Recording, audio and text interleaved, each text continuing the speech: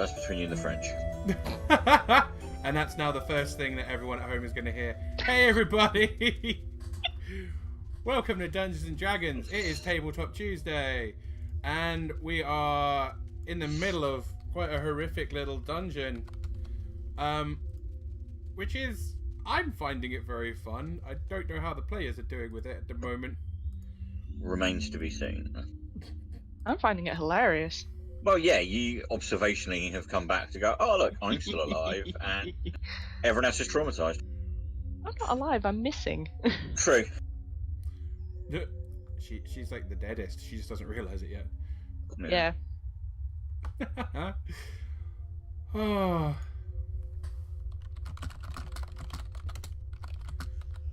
Me. So we're starting off today with a very interesting situation, in that Tobias has ended up looking forward and finding essentially another Tobias, that stepped out of some water beneath his feet. Everyone else in the party is currently missing, and we're going to begin with Tobias essentially squaring off with himself, which is always You say it's water. Technically, it's the T1000, Tobias. I mean, yes. Will he be back? Yeah. No, because it's Robert Patrick, and he'll go off and do a bunch of mediocre jobs on other shows. That is true and quite sad, actually. But yeah, so here's how we're going to start today. Essentially, Tobias, you're about to get into battle. So obviously, Whoa! the first thing We I'm gonna never have to do- actually clarified that. Is he? Oh, hang on, it's me. No, we probably aren't going to talk this out, are we? Yeah, no, he's drawn both rapiers. So I guess we roll initiatives, and this is going to be interesting. This is going to take hours, Sean. This is your entire stream.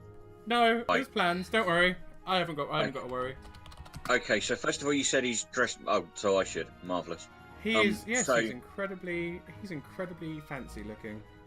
But he's still carrying 2 rapiers. He's still dressed similarly to me, and well, we'll see what his abilities are.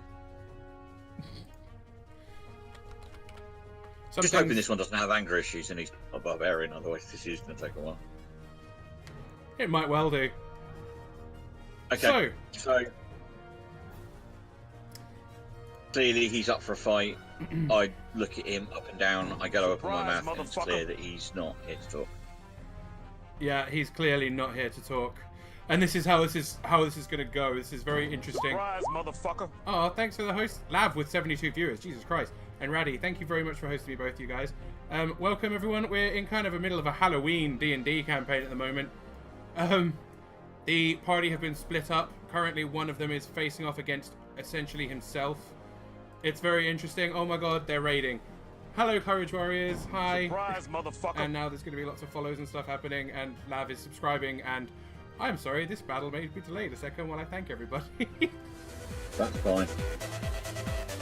And can we get some hype in the channel now for Lav, who has just subscribed for her 5th month in a row. Lav was my first ever subscriber. Hello. That's absolutely fine, Lav. Thank you very much for coming, and thank you everyone in the Courage Warriors who's popped in, and I hope very much that you enjoy yourselves here. Thank you very much. I hope you're all having a good time. I hope you had a really good a really good stream, Lav. How was The Sims? I was popping in and out as I was kind of setting up for tonight. As you can see, I've kind of dressed up a little bit. Welcome, everybody. And thank you, Silver, for the resubscription. There's so much hype going on. Hey, Lavender is mean to me. Help me escape. I can't help you escape, Silver. You are trapped forevers. But that's okay, because I'm sure it would be fine. Lav is only scary some of the times. But hello, everyone. Welcome to Dungeons and Dragons.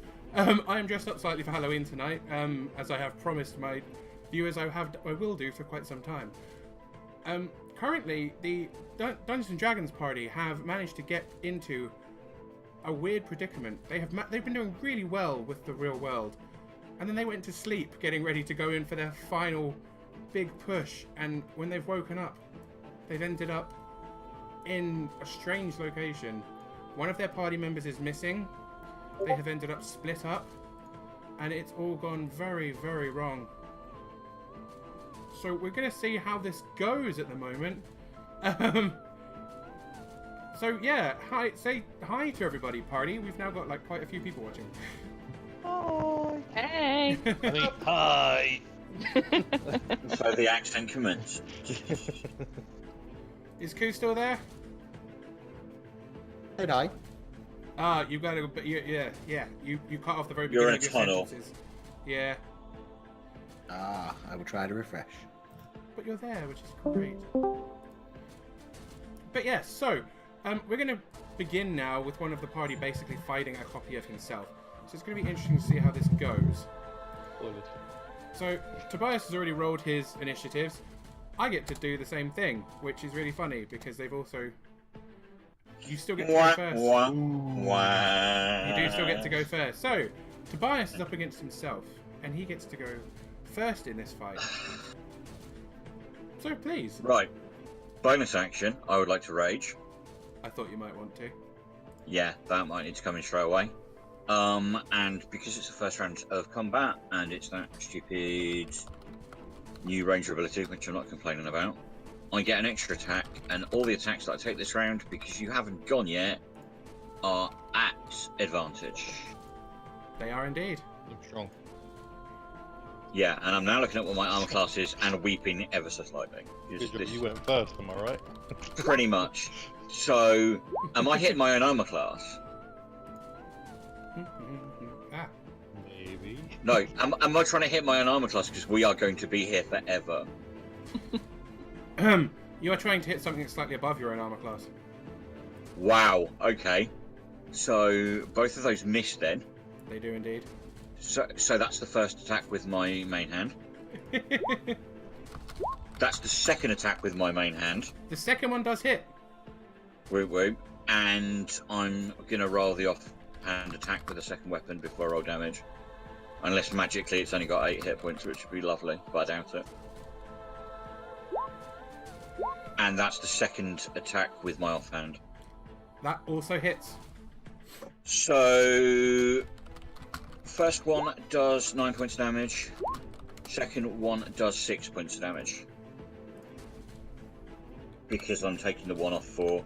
Oh, yeah, so, sorry, the second attack only was a 20. Does that hit, or does 21 not? Does it need 21? Oh no, 21 Sure. hit. 20 hits No. too. 20 hits fine. 20 hit, that's fine. Yeah, because I have to subtract 1 from the offhand ones. So yeah, 16 points of damage. 15 points of damage in total, sorry. Mm-hmm. He takes those. He seems to be grinning as he does so. He's trying to dodge around your attacks, but your rapiers are kind of slashing small cuts in his arms as he tries to dodge you. Okay. Okay. Is that the end of your turn? Bonus action, offhand attack. Yeah, that's it. Excellent. Okay. As we get onto his turn, he Misty Steps. Not very far, but enough. Fair enough. And he uses his bonus action to cast some sort of spell. Misty Step is the bonus action. Oh, my bad. Bonus Ignore me. action. That was my bonus action. So from here, he then drops both the rapiers and lifts a bow. Ah! He's a Who's the proper River elf. Ranger? Wow, stereotypes. Yeah, it is a bit of a... He's... I mean, if you imagine what you would have been had you stayed at home with Daddy and your brothers and been the perfect child. Yeah, I'd have been a politician, not this nonsense. Anyway, This is the kind of things he's picked up in a very different way. He is gonna go for... He's gonna only fire one shot with his bow because he has done a lot of other things. No, that's it. Automatic crit for max damage. That's what I'm gonna say. boys. Oh shit! Damn! Yeah, nailed it. Right. It's nice knowing you, Toby.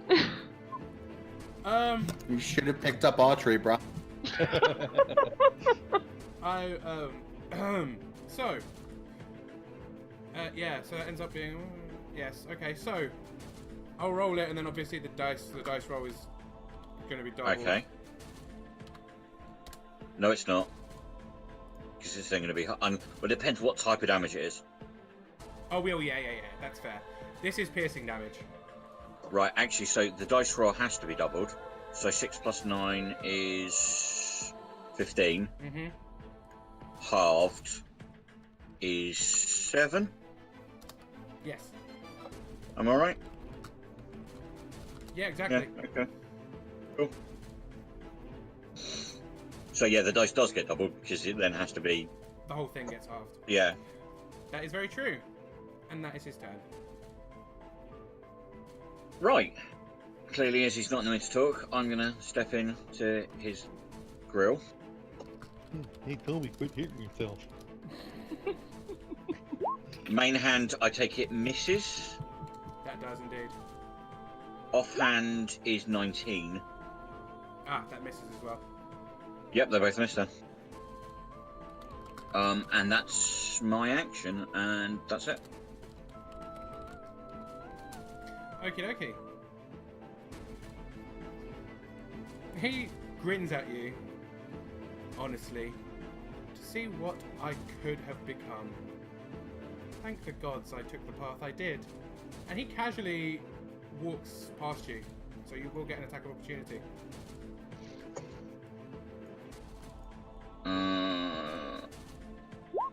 Wow.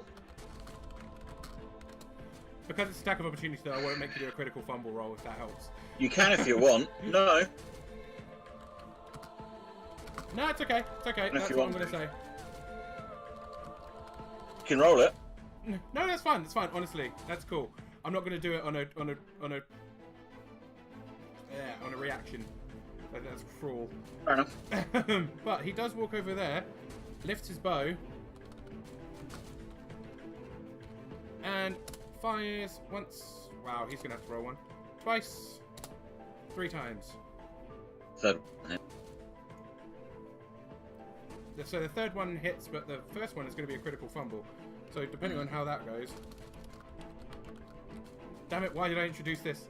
I mean, it has been actually pretty funny on you guys.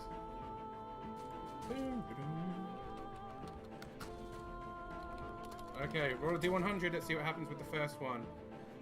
As he lifts his bow up and fires a shot at you. Oh, you've got to be fucking kidding me. He accidentally fires the bow instead of the arrow. Right. The bow ends up loosening from his hand. The arrow stays within his hand. And the bow clatters to the ground in front of your feet. So the third one doesn't in fact hit me. No, it does not. Because he doesn't have a bow.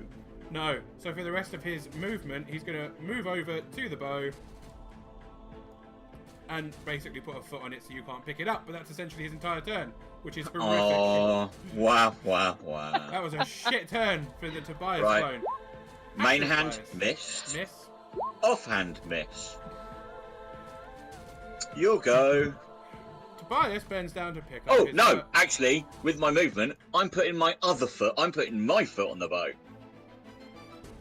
Fair because point. it's a long bow. It is a longbow, and you can absolutely do that. Yeah, feel free to pass that strength check, bitch. Okie Because dokie. I know what my strength is. Well, it'll be a conflicting athletics check, which is not going to be great for either of us, but... Nope, but I stand a chance because we're equally crap. Yeah, so you're athletic. Wow, yeah, okay. Okay, yes, we both got to roll in athletics. Which, for you, I believe is a -2. Yeah. For me, it's a -1. Oh, he's slightly stronger. Yeah, gets his bow back, damn it. Okie dokie. He picks his bow back up. And draws it in your face. Right in your face. This is what we call the glory shot. But he's only gonna get This is two. what we, this is what we called the somebody who's taking the close quarters archery feat. Or close quarters archery class, sorry. Damn it. Yeah, they both hit. Okay. Okay, so with them both hitting, we get one of these and one of these. So 10 and a 14. So Piercing, so yeah. 5, 12.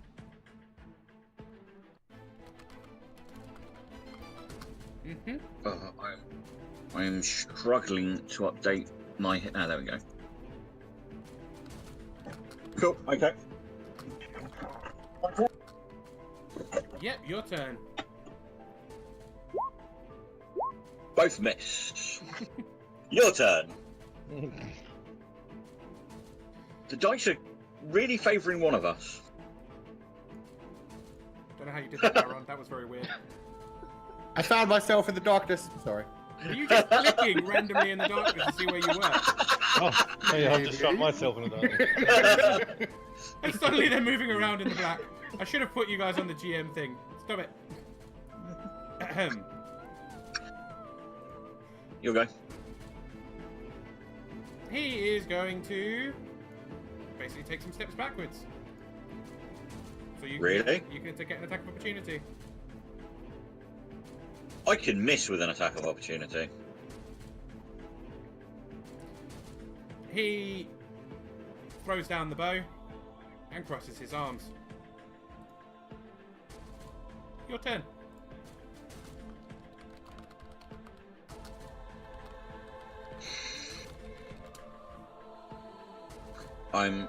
He's throwing it down.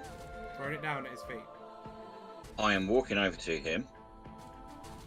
What would you want me to have me kick the bow out of the way? Oh, I'm going to say So he's not basically to trying to bang it. stop that, so you can do that straight away. I'm going to do that to the bows behind me. I'm keeping both of my swords drawn. I'm going to tilt my head to one side and be... Is there a point to this? Have you not understood the point already? You are a shadow What? of what you could have been, Tobias. What I am is who I am. Just because I wasn't what they wanted me to be.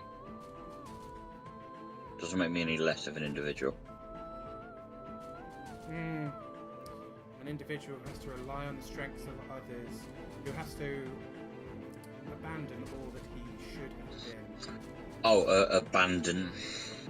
See, this is where we've got the nuance of what abandonment means. Indifference of a nuance.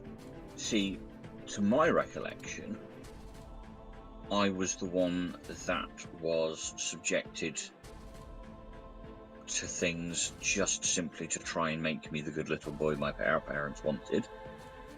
And when it was proved too much, I was cast aside. I will say the same thing to you I said to a priestess not but 12 hours ago. We're doing good things here. We. Not on the reliance of others, but with others. And not off the backs of somebody else. That's not what my parents do. That's not what I imagine you do. He suddenly kind of grabs onto the back of your neck so he can lean in really close to you. Your nose is almost touching. And he grins and says, deep down, you are a spoiled little boy. And then he's gone.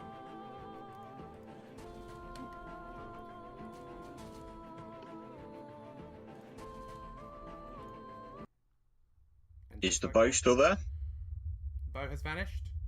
The rapiers that were on the ground before also seem to have vanished. Obviously, if a round passes, the rage ends. And I'm going to try the door in front of me. As you walk towards the door, your vision starts clouding over. The room around you seems to get darker and darker and darker. You start kind of speeding up to get towards the door. It's not very far away, But boo. but you find yourself unable to reach it in time. Okay. Of course. Koo says I should have played porn music during that. God damn it. And Tiger says that you should have kissed. But No. Toby x Toby. Who knew? Who knew that this was a thing? It's really not. Especially because only one of them is called Toby. You didn't even call him Toby. No, because it's not his name. I love it. I love it. He's so I might be. hung I might be a spoiled little brat. Apparently, I might be delusional, but I know what my bloody name is. I love it. He's so He's hung up on defending it. him. He's This so- ship is real. He's so hung up on his own name problems that he wouldn't even use it as an insult. I mean, It's gauche. Anyway, Mia. Can you hear me, Mia? Yes. You suddenly come to your senses. And I mean that in the loosest possible terms. You find yourself opening your eyes, but it's difficult in the darkness to actually ascertain where you are and what's going on. It feels as though there's ground under your feet, but it's difficult to tell. It's almost as if you're floating. You can definitely tell you're alone. The innate sense of feeling that there are people around you is certainly not there. What would you like to do? Right, so I'm floating, but there's ground, and it's pitch dark. I'm guessing I can't see anything. Even with the dark vision, there's no vision here. Right, okay.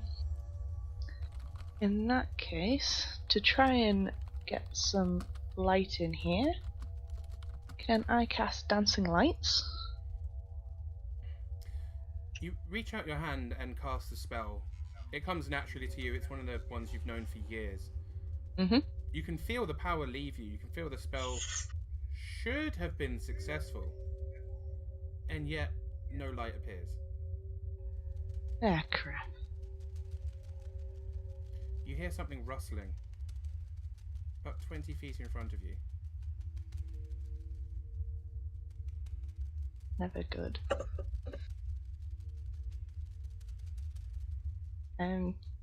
Can I walk around, or am I just kind of suspended? Oh no, you can walk. Right, okay. In that case, I will tentatively take small steps forward, kind of using my foot as kind of like a stick to try and find out what's in front of me. Very gently, very slowly, just inching my way forward to see if towards the rustling. You make your way forwards about 15 feet or so before you feel something brush past your hair, just above your right ear. Ugh. That's not a very good sign. You didn't feel any movement of your dress or the air around you, but you definitely felt the hair above your right ear move slightly.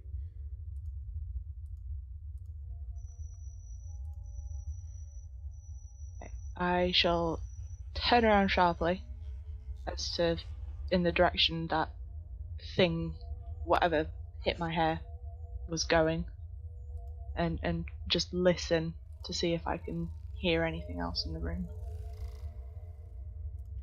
You listen very carefully. And ironically, that's pretty much what you can hear. There is a So rustling. who's the Foley artist? It's back in the same direction that you came in. There's that same rustling sound, as if whatever it was had moved past you. There is also what appears to be a scratching on the ground. Definitely something like metal against stone or bone against stone. Okay.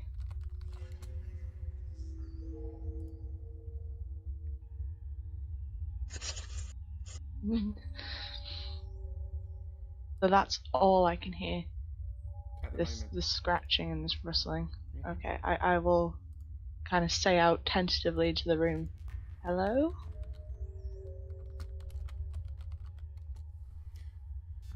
There's definitely silence for some time. You kind of wait. You notice that, despite the fact that you spoke, there is no echo. No reverberation of sound at all. It's like it's which is unusual considering every room you've been in has a slight reverb. I'm in a padded cell, I knew it. And it was all Mia's dream. None of the rest of the party existed. Sorry, guys. You hear what appears to be a faint crying in the distance now. Very faint. Childlike? Hard to tell. Can I tell which direction it's coming from? It's difficult to pinpoint. Make me a perception check. Okie dokie.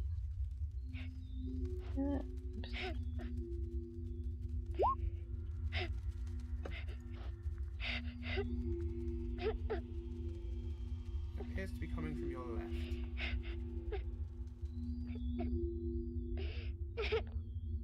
I shall turn towards the crying and call out hello again as I walk tentatively forward, as Ku said, tough style. Oh, sweeping the ground around you kind of thing. Yeah. It gets slightly louder. It definitely seems like you should be getting closer to it. You can't feel any physical objects, but the crying is definitely getting louder. Okay. Continue walking towards the crying. I don't know what else to do. And hope I don't step on whatever is crying. It stops. Completely. The sound seems to disappear completely. And it's at this point you feel both of your arms being touched. And then your wrists being pulled from in both directions. Okay, I'll try and flinch my arms back to break the grasp. Roll me an athletics checks, please. Athletics? Oh, that one's not too bad, actually. You manage to wrench your hands away. Mm-hmm.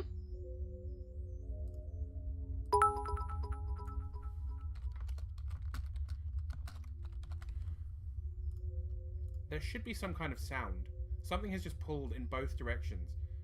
There's no noise.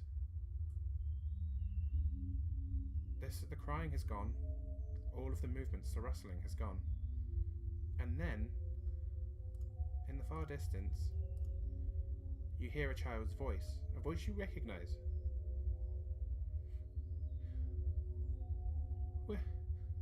Where am I? You know the voice. You've heard it before. He was very excitable then.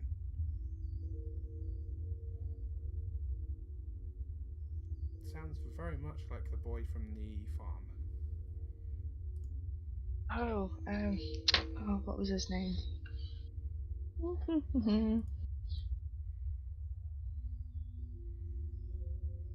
What? Carp, that was it. Carp, right? Mm-hmm. Yeah. Okay. I'll call out into the darkness. Carp? Is that you?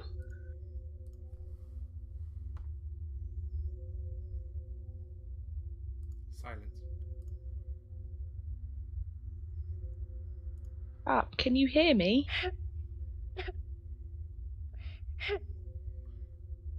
There's more crying. Oh, I don't like this one bit. Joining the child crying, there now is another sound. A sound that you haven't heard in some time. There's a voice. A strong male voice. You are a failure. Just as your father was.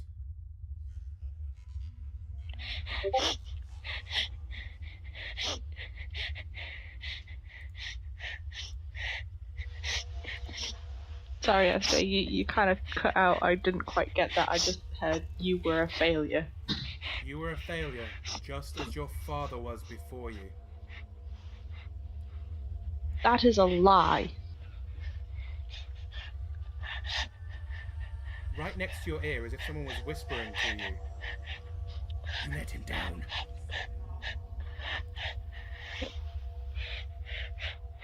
You recognize this voice also. This voice belongs to your uncle. I thought it might be.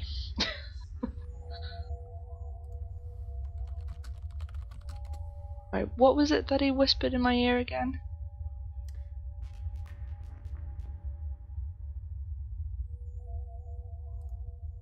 I don't remember. I didn't catch that either. I'm gonna try and refresh. That's okay. It might be because I'm trying to talk quietly to do a whisper kind of thing. I'll talk louder. Yeah, it's not you, it's Sean. In the nicest fair possible enough. sense. I'm listening saying it's you are. This is me refreshing the Discord, everybody. Sorry, Sean. Do I sound better now, everybody in Discord?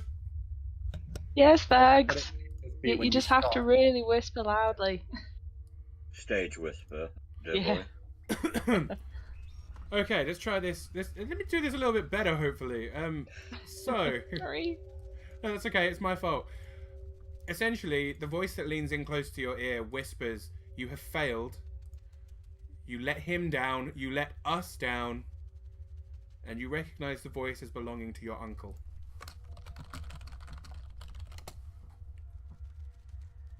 Well, how could I have let us down if you turfed me out? She says, getting kind of angry.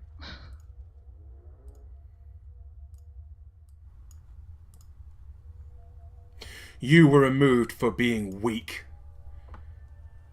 You were I was removed. removed because you wanted power. No, you were removed because I gained power.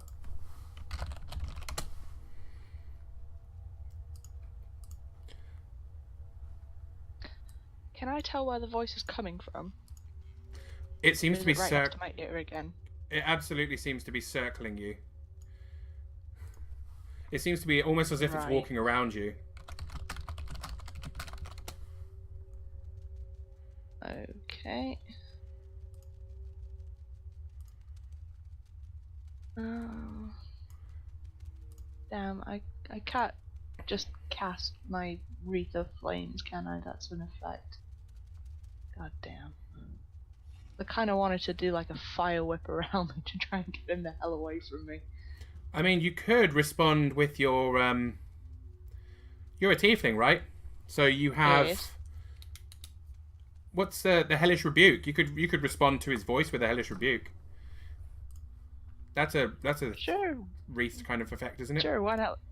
Let's try that. I can do that thing. Okay. You kind of prepare yourself. You know that it's going to come again. He can't. You know your uncle. He can't resist taunting. And as you prepare yourself, you hear the voice once more. This time from slightly behind you, and he says, "It's mine now." And as he says it, you burst up your evolved version of thaumaturgy, your hellish rebuke as a tiefling, and you do manage to catch something on fire. You can feel it. You can feel the heat behind you.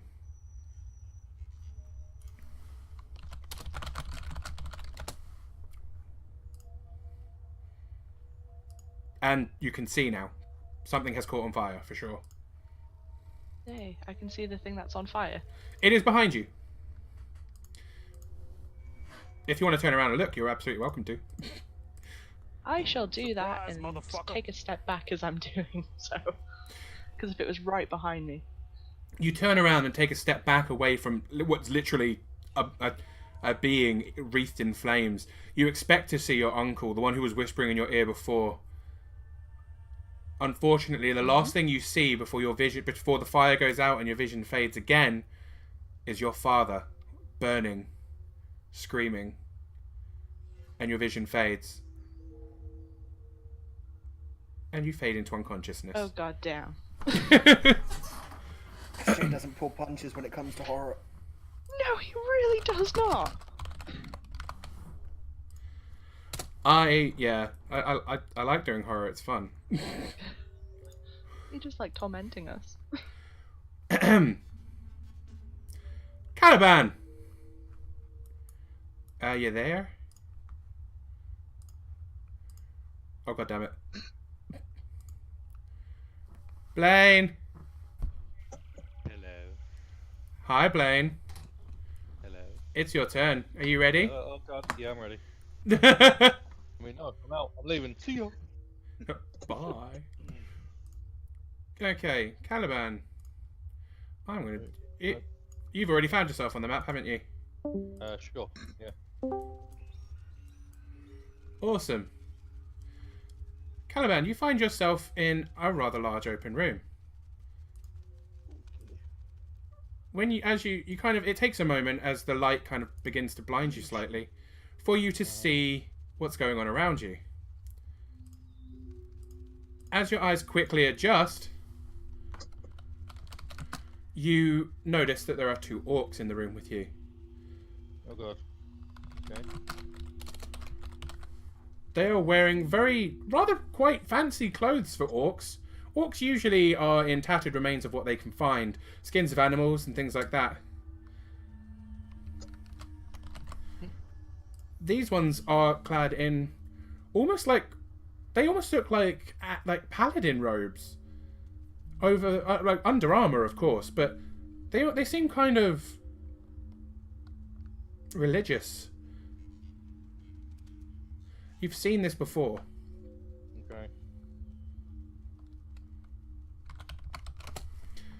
Okay. They are stood currently above a rather battered and bruised woman.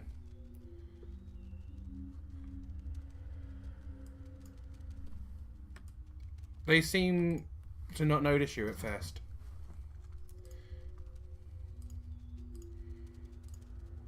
I think your Discord keeps cutting out again because I can hear your stream, but I can't hear you. Oh no, let me refresh. Within garb stuff. Damn it, Something Discord. recognised, but Why then, you gotta be like this? that's what I heard.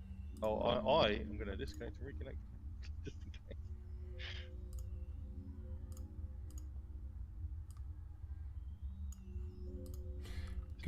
How's everyone else in the Discord doing with hearing me? Can you guys hear me okay? You are. Yeah, Yeah, if you you're can talking cut it out louder, now. it's fine. Sorry, I had myself muted. You are fading in and out. That's really annoying. Because I've got it pretty much as sensitive as it will go. Okay, let's try this.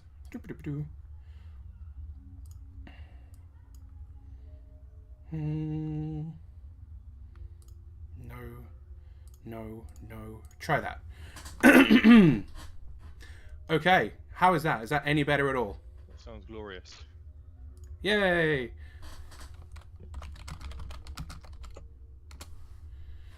Okay, we'll try that again then. The orcs are stood above a rather battered and bruised woman. You can't see her very clearly, but one of them looks over his shoulder and notices you. And the first thing he says is, "Ha! Look, we've got another stout one. One of the mountain people." It makes it very obvious to you that the woman at their feet is obviously a dwarf. Yeah, okay. Do they bear any sort of symbol of what order they are or anything that I recognise? Not that you can tell, but the last time you saw anything that looked like this, it was the same day you last saw your parents. Okay, I'm moving to attack them. That is fair. Caliban does as Caliban does. And we'll enter battle. Yeah, let's roll initiative. You can get one surprise and then you can go for initiative after that. Sure.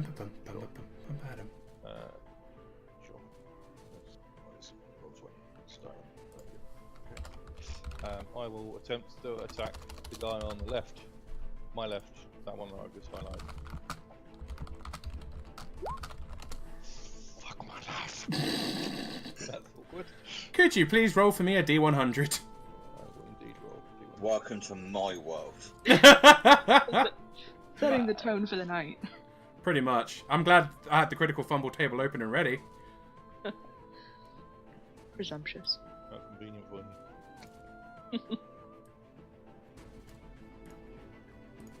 Oh, a 5. Okay. Yeah, that sounds good. Can you roll me a dexterity saving throw, please? Sure. Yeah. 15. Nice. As you go in for an attack, you slip slightly, but catch yourself. The attack doesn't hit, but you also don't end up falling on your ass. Okay, cool. Do I get my second attack or does it full go again? Oh yeah, no, you get your second attack. AC 21. That hits. Roll me some damage. Yeah, I'm going to put a level 1 Divine Smite into it. 28 damage. Take that, you jerk. Wow. Okay, you walk over and smash him in the chest with your... I'm just gonna say maul from now on, but you know your weird Sure. sword or weapon. You smash him in the chest with it, and the armor he's wearing, which it does... I mean, it's plate, but it's rusted, damaged. Which is kind of strange considering the glorious, like, wonderful purple cloth beneath it. It shatters inwards, crushing his ribs. And he falls to his knees, coughing up blood. As he looks up at you, he's no longer an orc. Oh gosh. It's quite a strong male dwarf. Oh gosh. Amazing beard. His armor is no longer rusted. Waited for this.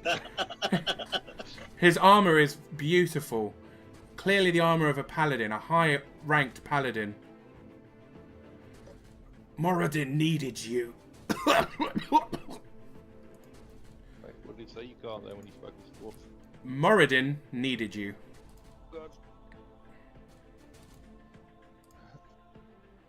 Well, Moradin should have not, make you dwarfen kind lie to me.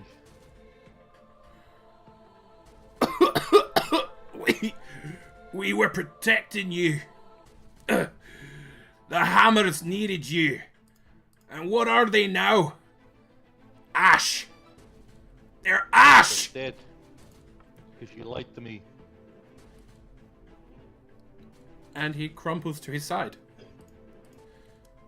The very last thing he says is, how could you have left me? But the woman chimes in. It wasn't just you. He left all of us. The last time you saw this woman, she did not look as healthy as she does now, even with the bruises and cuts. She looked rather terrifying, riding on the back of a black dragon. Oh God! Your mother Yeah. forces herself to her knees, and as she does, the orc attempts to attack you. Okay, sure. That's his first attack, and I'm assuming that will miss.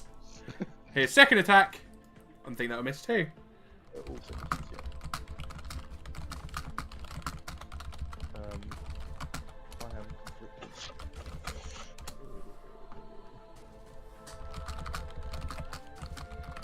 Okay, it's your turn. Oh right, okay. I'll attack the orc, probably knowing that it's, a dwarf. Fine. Oh. Okay. I will also put another divine smite into that as well. Because why the fuck not? Right, let me reroll one of those. That 1d6. Brilliant. So, 19 damage. 14. No, no, 'cause it's doubled, right? Oh yeah, of course it is. Oh shit. So 4, 2, 6 plus 8 is 14, so that's 28, and then 33. Yeah, it is. Damn. 33 is my goes. 33 is enough. Okay. You kind of on the back of the last one, you kind of pull your maul upwards in an almost like an uppercutting action, slamming into the chin of this orc, knocking its helmet off. Which, unsurprisingly, you've almost like built yourself up for it. You almost know what's coming. Your father's wide eyes stare back at you. his beard drenched in blood. Your mother shouts out, "Husband!" as he falls to his knees and collapses next to your... almost like a surrogate father. It's almost like you've got 3 parent figures in this room.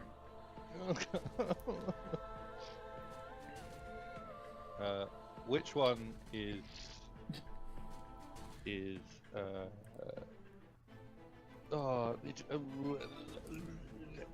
what are they doing? What are they doing? Because I'm conflicted. Currently, the 2 male dwarfs are lying on the ground, kind of bleeding quite badly.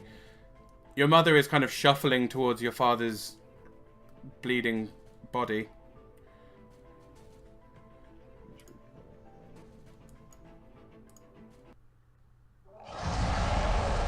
Oh god. I'm assuming I hear that, right? Oh yeah. That's loud enough that everyone, no matter where you are, hears that. Hang on, what? Fuck my life. What if I passed out? Everyone hears the roaring of a dragon. Through anything, 2 you hear it. dragons. 2 dragons. I'm assuming these are the 2 dragons. You have seen these before. They smash through the walls behind you. Oh my god. Okay. What would you like to do?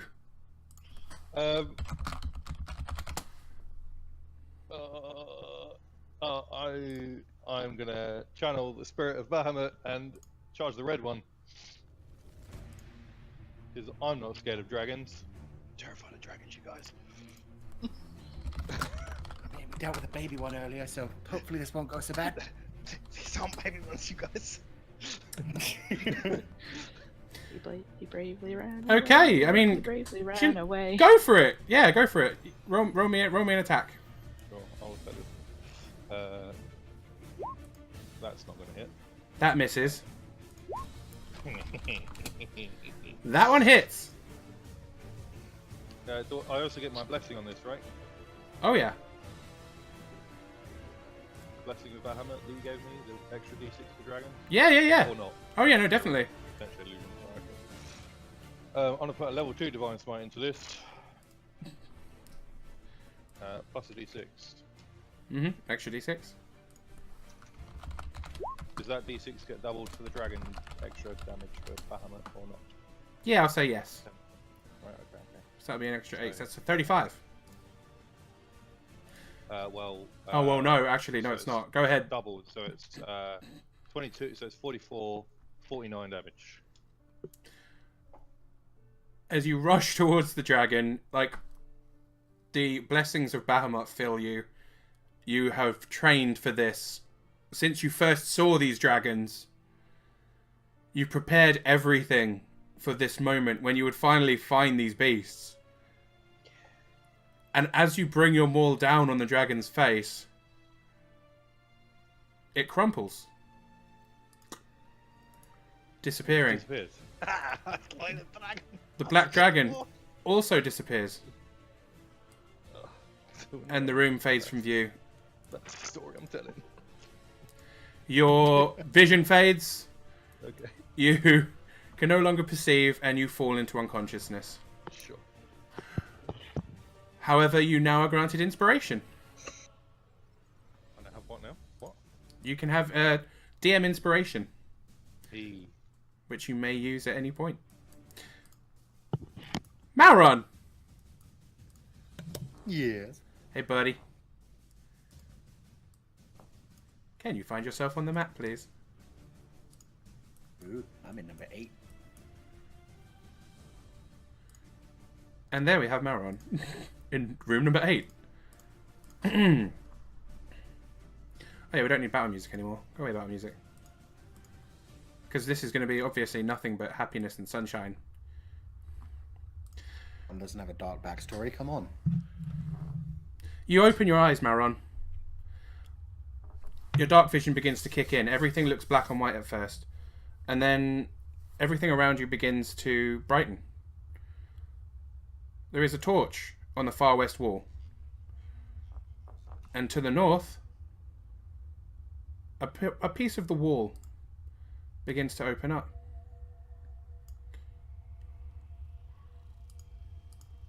Sorry, I'm going to refresh. I heard a piece of the wall and that was it. That's what I heard as well. Mm-hmm. Oh, Please. a piece of the wall begins to open up in the north. Ah. Huh.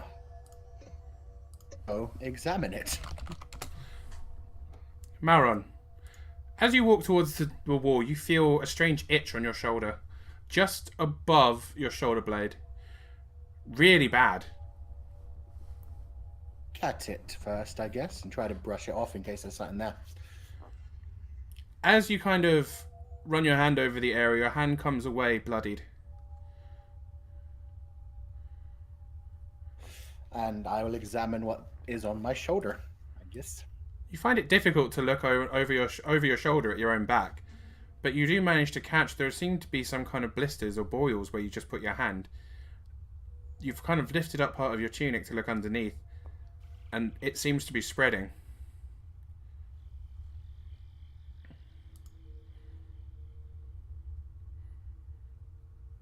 I would like to roll a medicine check to see if I know what this is.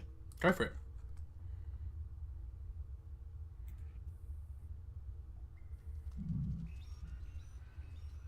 A 3. You don't think you've ever seen anything like this before. You notice as well that the hand that you touched the wounds with, the boils have begun appearing on your hands also, spreading from your fingertips up towards your palms, in front of your eyes. You've never seen anything happen like this before. Can you roll me a Constitution saving throw, please? Yes.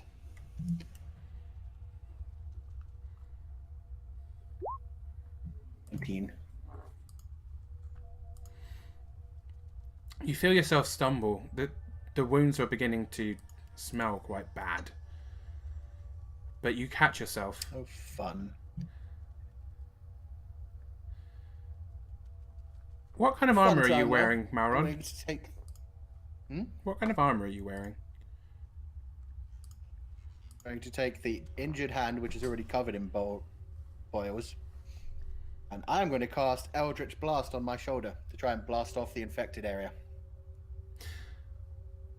Okay. That hits. Roll me some damage. Okay. You take 8 damage. It seems to halt it. However, it seems to have stopped on your shoulders. However, it is still spreading up your hand, up towards your wrist. Then left hand Eldritch Blast onto my right hand. I won't say you don't have to roll me to hit. You're literally hitting yourself, but please do roll me some damage for it. 14. You take 14 damage. Everything you are wearing suddenly feels incredibly heavy.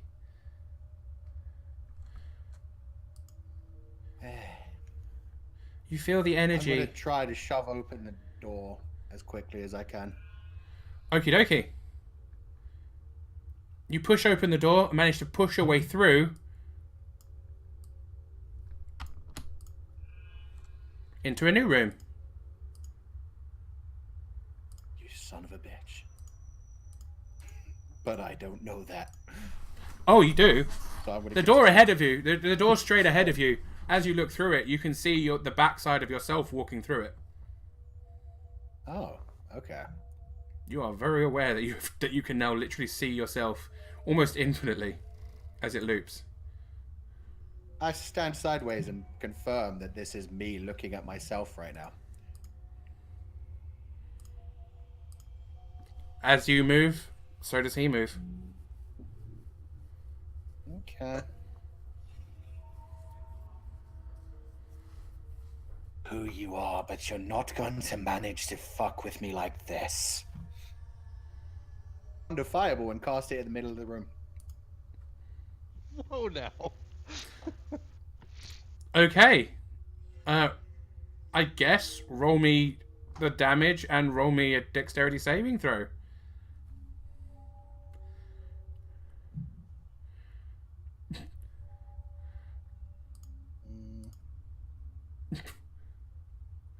Take the full 18 damage and I am unconscious.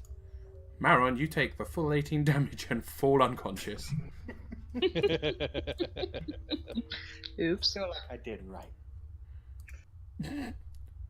Well, at least you burnt away the infected area, right? Right? Give me 1 second.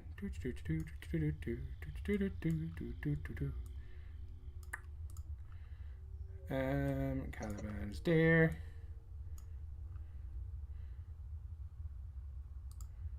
Oops. Oops, I'm drawing. That's not a good thing. I don't want to draw. I just want to pick up Tobias, damn it. Whoa.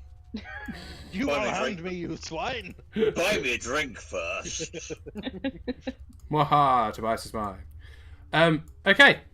Which one? Because there was Tani, we'd already got rid of the other one. Both. All of them. Who knows? There may be more than 2. Hopefully one of them rolls as badly as I did. Okay, now we flash back slightly. Remember I said everyone hears the dragon roar? Everyone hears the dragon roar. And as you do, you all wake up. You're all stood in this room. You'll have to scroll up a little bit to find it. Oh. Hi guys. You all kind of open your eyes for a moment. You're all stood there for a second, and immediately, Maron collapses.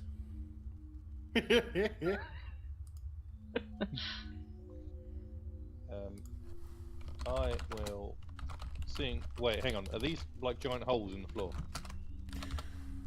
Oh yeah, I should probably tell you guys what's going on in this room. So, oh, my computer has stopped. That's not good. Ah, there we go. Yeah, no, these aren't holes in the floor. These are pillars. They are 4 like perfect onyx pillars, perfectly smooth, beautiful, shiny. It's a domed roof that these pillars lead up to. But other than that, it's a pretty simple circular room. Okay.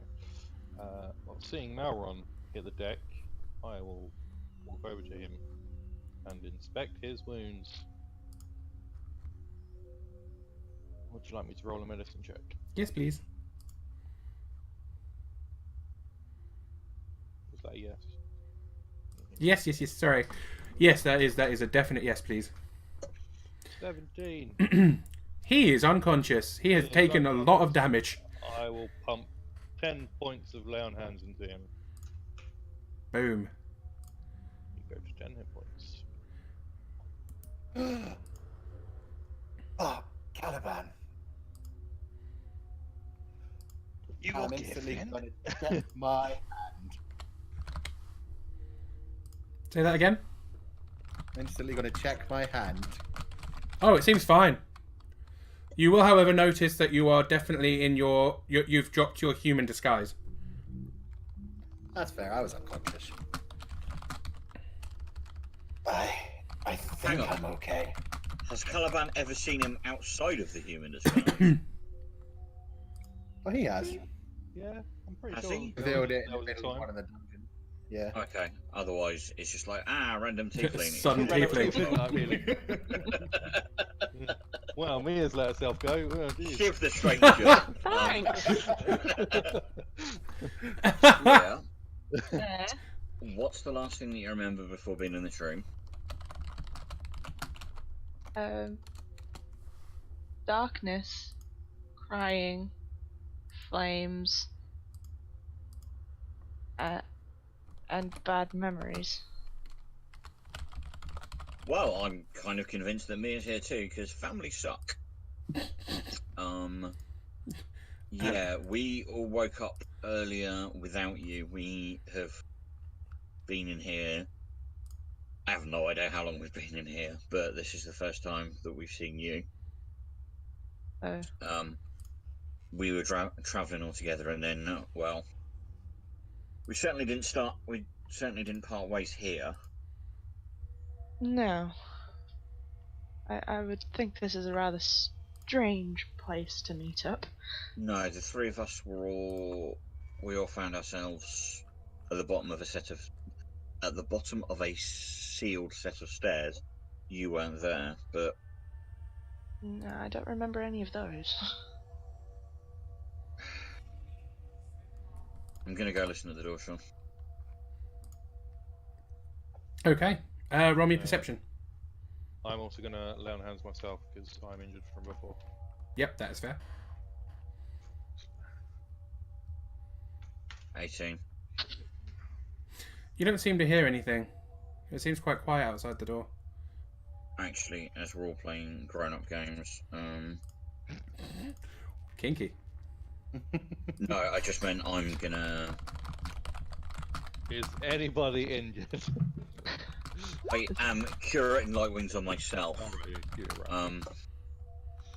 Based on her. I'm gonna try the door then. The door opens without much of a problem at all, revealing a corridor. I want to check in this little alcovey area. We'll have to be very careful. There's a black dragon about. The alcove area looks very... I mean, at first it just... To most people it would just look like, you know, a slight dip in the stone. Just like the stonework wasn't perfect when creating this room. And it is rather jagged around the edges. But as you look closer, you can see something shining in the back, Mauron. It's rather small, about hand size. Mauron's a backbite. But every time I touch things in this dungeon, I get hurt, and I don't have much help. Aww. I will examine the shiny thing. It goes boom. It probably will. Roll me an investigate, please. I thought it was going to be deck save or something. That's better. I mean, that's not as instantly disruptive, that's for sure. It appears to be almost embedded in the stone.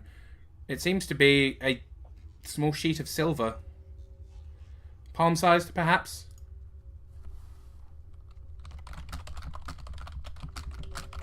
Ah, fuck yeah, I'll try to get it out with my dagger. Roll me a dexterity saving throw, please. What? 17. That's not bad. As you lean in with your dagger to kind of, I guess, chisel it out, the you reflected in it leans forward with the dagger also, except with a quick swipe it reaches out of the dagger and slashes at you, but you manage to avoid it. I'm just going to walk away from that. I'm not even going to make any noise or tell anyone that happened. I'm just following the group now. I missed that. Was that a mirror image of you leant out and stabbed you? Yeah. Lol. Oh god. Right, walking down to see you at the crossroads. Okay, as you walk down, do you get a visual of both sides? Oh, actually, that is the really, really poor survival check that I've made to check for traps on the way down. Lol. Yeah, no, it looks fine. Looks perfectly safe to me. Yeah, no. Fake's legit. Reveal a little bit more of this room. Right. We don't know that door there Is leads where- back into the one that goes to. No. But I would be more inclined anyway to go have a look in towards the open room anyway. The open Yeah. Why? Ugh. I'm not going this far. I need to go this far because of what you've done with the black there. I needed to turn around. Common sense, I don't know. Okay. Yep, as you walk through, There's it opens up There's into a a big rather ritual large room. circle with my brother on one of the pentagram points. I will not be happy. No, it is not this Oh. thing. This is actually probably one of the most innocent looking rooms you've seen so far. Whether that's a good thing or a bad thing, I'll, let you guys decide later. But this seems to be a large circle of bookcases. Oh, okay. The room itself is rather, it's a large open square, rather tall. The bookshelves seem to go rather high themselves. They seem to reach roughly to the roof. There's maybe a tiny gap, but nothing you could move through. And they seem to be rather sturdy. Each of them is made of strong wood, and there are tons of books, like ceiling to floor, stacked full of books. So to clarify, that's on the outer ring, because obviously we can't see what's on the inner ring. That's on the outer ring. Okay. I'm obviously gonna look at the bookshelf, nod, and then I'm gonna walk up to peer around this corner while everyone else comes in behind me, I assume. Doop-a-doop-a-doo. We have to reveal this in pieces because it's a rather big room. And that's all I can see down there. Yep. Room. It seems to be. I mean, as you look down into the bottom, it seems to be just a large kind of circular room. Nothing seems to be in there from what you can see from here. I'm effectively going to stand and slouch at this back wall and say the room above appears to be empty. From here, I can see just in case it isn't, and I can see the doorway entranceway from what's on behind us. So if you learned types wish to peruse. I absolutely. Oh, I didn't actually. Oh, whatever. It's like, okay, go on then, Caliban. Listen, I speak the most languages here. That is true. I'm an academic dwarf. The academic dwarf. Should be his title. As you walk down towards the bottom, you can see that there is a door between the bookshelves as well, which is what this is. I will place my hand on that door and attempt to open it. Can you roll me a dexterity saving throw, please? Oh god. Fireball!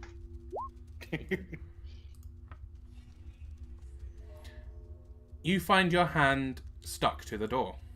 Oh god. Guys, I'm stuck. Your hand begins sinking into the door. Guys, I'm sinking into the door. Can I try and yank it out? Roll me in athletics. I'm good at this. One. Roll a 1.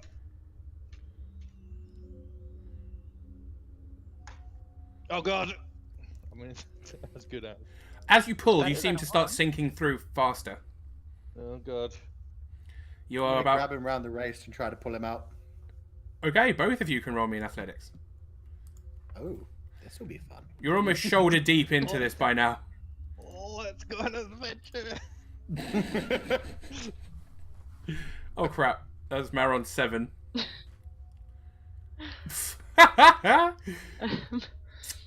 Oh shit, Caliban, was that 9 your... No, that wasn't it. You can roll me another one. You can roll me another one, Caliban, to go with him. As you work together to try and pull your arm out of this thing. Oh, I rolled exactly the same. As he gets run to the other side of Caliban, grab him around the other side where there is more space, and attempt to pull him out as well. So if you run round all the way for inside. Yeah, there was not enough space to squeeze past here, so you must have... No, you've got to have gone around the whole side. Some space. No, you have to run round. What? Yep. They're attached to the door. He's a quite burly dwarf. Yeah, there's not enough space between them and the wall. You've literally... At this point as well, like, as they've both failed to pull out, they've suddenly felt yanked back towards it. Mauron, you're now... I haven't made contact with the door, have I? No, you have now. Oh, fuck. Basically, as you pull his waist, Caliban gets pulled in with like almost as much strength, if not more. Caliban, your head and shoulders have now disappeared, and you have, as far as you're concerned here, Caliban, you're unconscious. So your senses go now, and you can't speak anymore. Okay. Mauron, you're about elbow deep with both your elbows. Okay, do I have time to run around to the other side? Oh yeah, that was mostly because they pulled, so they got pulled back. As she starts running around, I'm going to essentially try to push us both in. That's my kind of guy. So you're pushing forward into the door. As I am pushing forward. Okay, in that case... Mia, what are you doing? Ah, fuck. Caliban and Balron have You're being pulled into a door. Yeah, Malron and Caliban, you're gone. I am going to follow me around to discover. Oh, There is. We're all playing It's big just a game door. of Illithids. They were right here. they were right where at this door? No, at this door. Sorry, that's what I meant. I meant to move my character rather than highlight it. That's fair. Yeah, no, that door. So, what happened? And tell me, don't reenact, tell me what happened. Show him. Well, no, I'm not Wait, what? that stupid. I'm not going to do it. Well, if one of them did it and the other one's gone as well, someone was that stupid. That would be Caliban. No, Caliban touched the door. but okay. He got stuck. He couldn't pull his hand away, and it was as he was resisting, it was pulling him in faster. Malron tried to help, but ended up getting stuck to the door as well. And now I ran around to help them, and now they're gone. We have two choices. Mm. One is to be immensely stupid, and one is split around the rest of this building. Because I'm not saying they're dead, but I'm saying they could be dead. I'm not saying that they're I'm not saying the door has killed them. However, not saying it. indeed. So our two choices are either follow the same path, which, with no proof that is anything other than horrifically stupid, or we investigate elsewhere in the hopes that they, like we did in the other room, have gone somewhere else and have not just been eaten by a gelatinous door and their corpses are the other side of this slowly being digested. Well, I could try and maybe figure out what this door is. By all means, I will be stood approximately 20 feet away whilst you do so. Okay, Mia, what would you like to do in order to try this?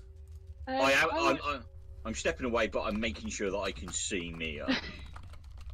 Just in case, lol. Yeah. Yeah, I want to see if this door is magical in nature. Okay, roll me an Arcana. If it's a portal or anything like that, and my Arcana is +4. Woo! That's a pretty good roll. Hey! This door does indeed seem magical. It does indeed seem magical. It Right, does, yes. okay, There is definitely a magical aura about it. Usually with this much study, you'd be able to tell what kind of aura it is. From here, it's very difficult. This is magic that you're not used to encountering. It's definitely very powerful. Right, okay. So, even if I use detect magic, could I be able to tell what it is? You're welcome to try. Okay, then. I would like to detect magic, please. Okay. Let me double check how it works in 5th. Because I'm just trying to remember. Concentration. Okay. Yeah. The door itself seems to almost be massively glowing. It's a blinding light. It is so powerfully magical. The aura of it is so powerfully strong that it's essentially blinded you temporarily. Like, not painfully, but just sudden flash of intense light directly in your face. Right, okay. Okay, I'll stumble back from that, kind of covering my eyes. It's like, oh, I was not expecting that. What's happened? Well, I can for definite say that this door is very magical in nature. But as to what it does and how it does it, I still don't know. I am going to walk up beside Mia. I'm going to take a gold piece out of my pocket. And I'm going to lob it at the door. You throw the gold piece at the door, and it bounces off the wood and lands at your feet.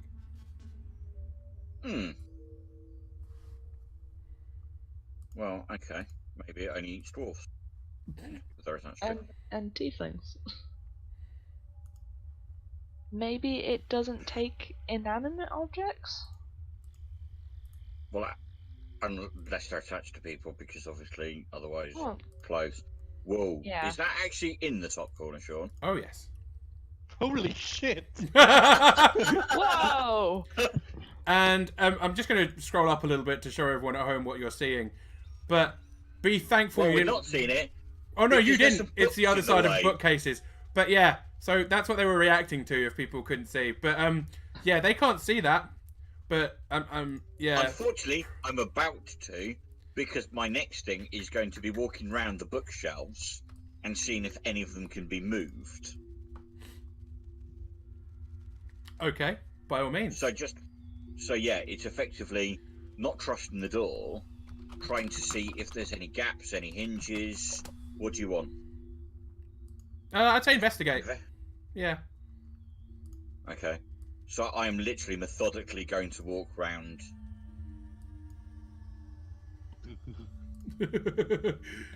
Yeah, I'll Get say to about here and probably needs new trousers.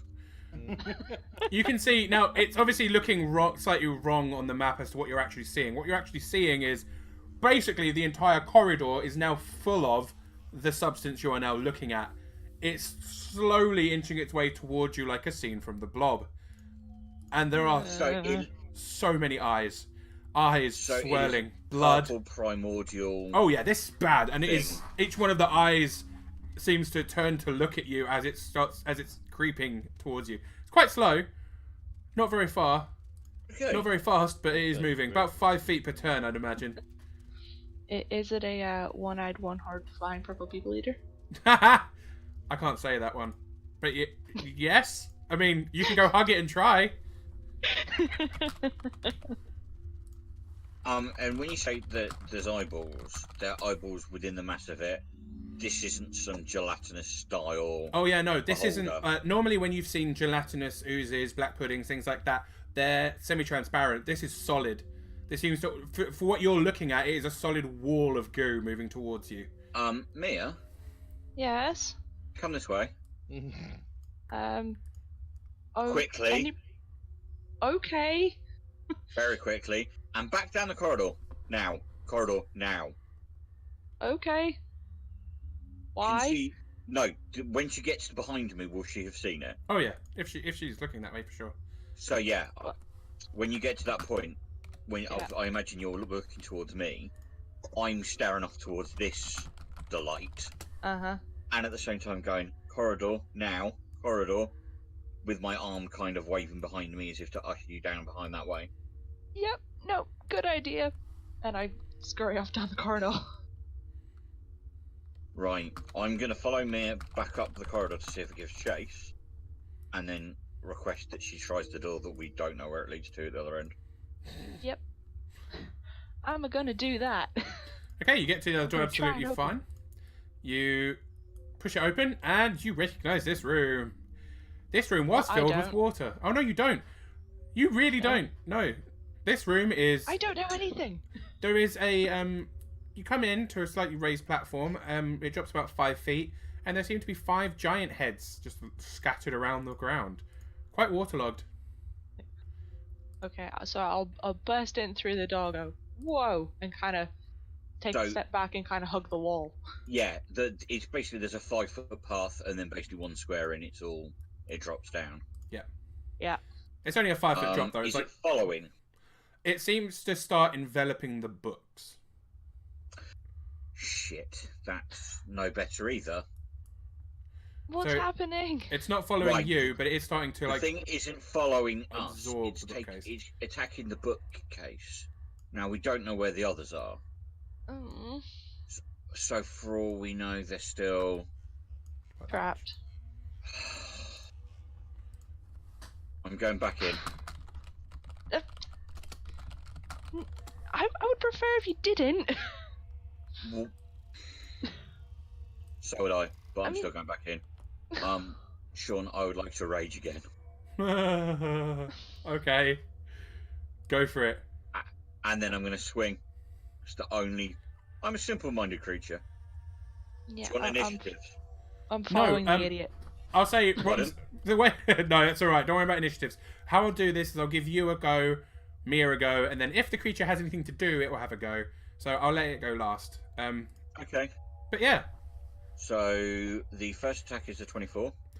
that hits. Did you say that hits? Oh yeah, The second attack is a 22. that definitely hits. And the third attack is a 16. That also hits. All three hit, yeah? Yep. That is 8, 22, 28 points of damage.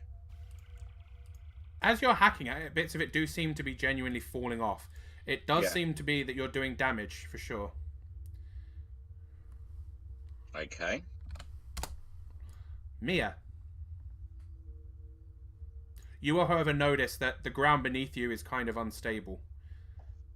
As it's coming towards you, it is starting to seep into the ground around it as well.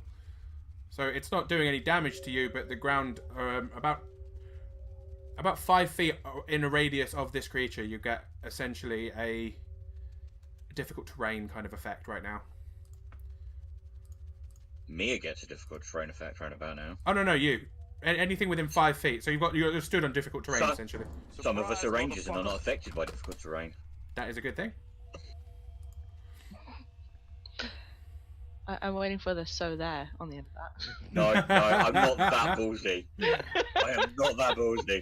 You will also both notice as well that it is making weird noises. It sounds like almost like it's not loud, but it's almost like a consistent whispering that does echo quite menacingly.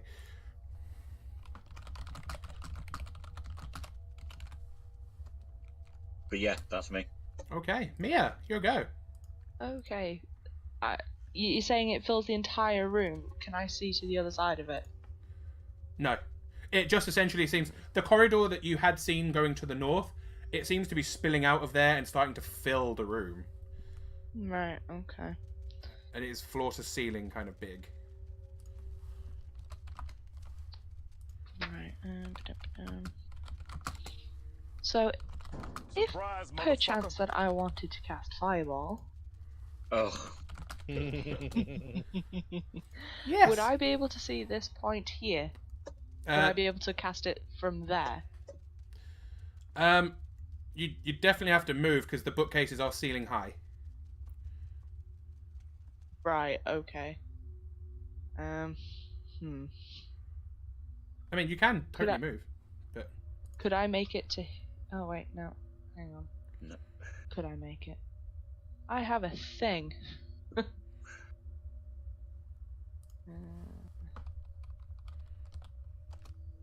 Damn, no, I can only make it. You know, hypothetically, Mia, this is actually Mauron and Caliban together, bonded into some primordial thing, and I'm possibly killing them, but we'll find out.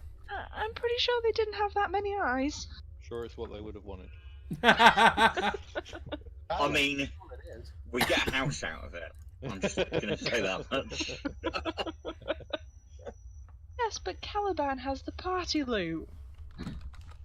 Well, we'll soon find out. the important questions being asked by Mia right now. Yes, I went there. God's sake. I can't make it around that side, and bookcases are ceiling high, so... I turn around and smile at you, and the smile hasn't reached my eyes, and my eyes are nearly purely white, and I'm just like, do whatever you need to. It's fine, Mia. But you don't like getting barbecued. Do whatever you need to, Mira. Yeah, if you can get to there, you can totally see enough of it from there. You can Yeah, hit that's it. what I was just looking at. So fine. Because I've only got 30 feet. 30 gets you like here. About there. You can cut across squares, which is fine because then you can just shoot up. Yeah, you can shoot in that which- corner, and Yep. you know it's going to hit it. 'Cause And you You then- want to shoot like 25 feet away from you, right? Because it's a 20-foot radius. Yeah, it's absolutely Okay. doable. In between there, and then they'll hit the Okay. Thank you, the mystical voice of Caliban is calling out from the darkness. So I shall do that. So Don't fallen. I see Tobias's face. I kind of steel myself and I just dart around the bookcases to about here, Yeah. which I think is where I managed to get. Yep. Um, A little bit Oh, further was it? forward. Let me just It was, back I'm there. pretty sure it was There one you go. more. Yeah. okay. So And you just shoot basically in between that wall. Yeah. if I could aim it about there. Ooh, that gets him out of it. So yes, focused on there, please. I would like to cast Fireball. Yay! Okay, roll me some damage. All of the many damages. Do you not want me to hit first? Oh, Fireball You don't doesn't. have to with a You just fireball. roll damage. I do? Yeah, Yeah. Fireball's an area of effect, so it hits everything. Ah, And then they have cool. to save. They save against damage. You are effectively targeting an area, not a thing. Ah, fair. Fair. And I Okay. imagine this thing's DC is like a -8. So that is the damage. It did not manage to avoid it. So, Did it not? you throw a Rugby. fireball, it flames up here, and boom! Yay, I love that. I love having this effect. I thought you'd lost those. I'm supposed to. I don't know what the fuck's going on. Maybe it's not quite time yet, but... No, I'm not going to argue the toss. That's amazing. But At some point, roll 20, we're like, hey, buddy. You're going to be like, nope. But yes, no, it hits, and it does 26 points of damage. Unfortunately, it also has the negative effect of managing to set the bookcases on fire. I'm not a book. Oops. I don't see a problem. Turns out I'm not a book. Yeah. I have been paying attention, and I'm not a book in this scenario. So. This also answers my problem of how do we get beyond that door without actually getting beyond that door. If we Oh, burn actually- the bookcases down, I don't need to do this. There's a 20-foot fireball I can just manipulate. Doop-a-doop-a-doop-a-doop-a-doop-a-doo. Excellent. And you would have hit these things! Yay! now if we hear the screaming of a dwarf and an Amauron, And a Malron. From what you can tell thus far... Oh, wow, there's some really cool ones. From what you can tell thus far, there is no screaming. Although, I will now, at this point, ask... Can you please make me a... Wisdom saving throw, Tobias? make your what? Sorry, A wisdom saving throw, please. is this a charm thing? Mm-mm. No, not a charm. Sleep? No. Well, okay. I was hoping. It is mind affecting, but it's neither one of those things. Yeah, I know. Sorry, I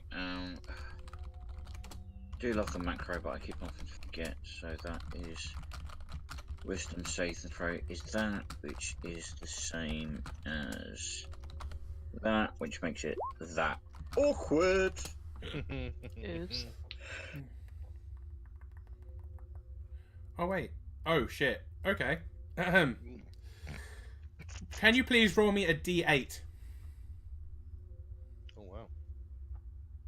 This is an elaborate one.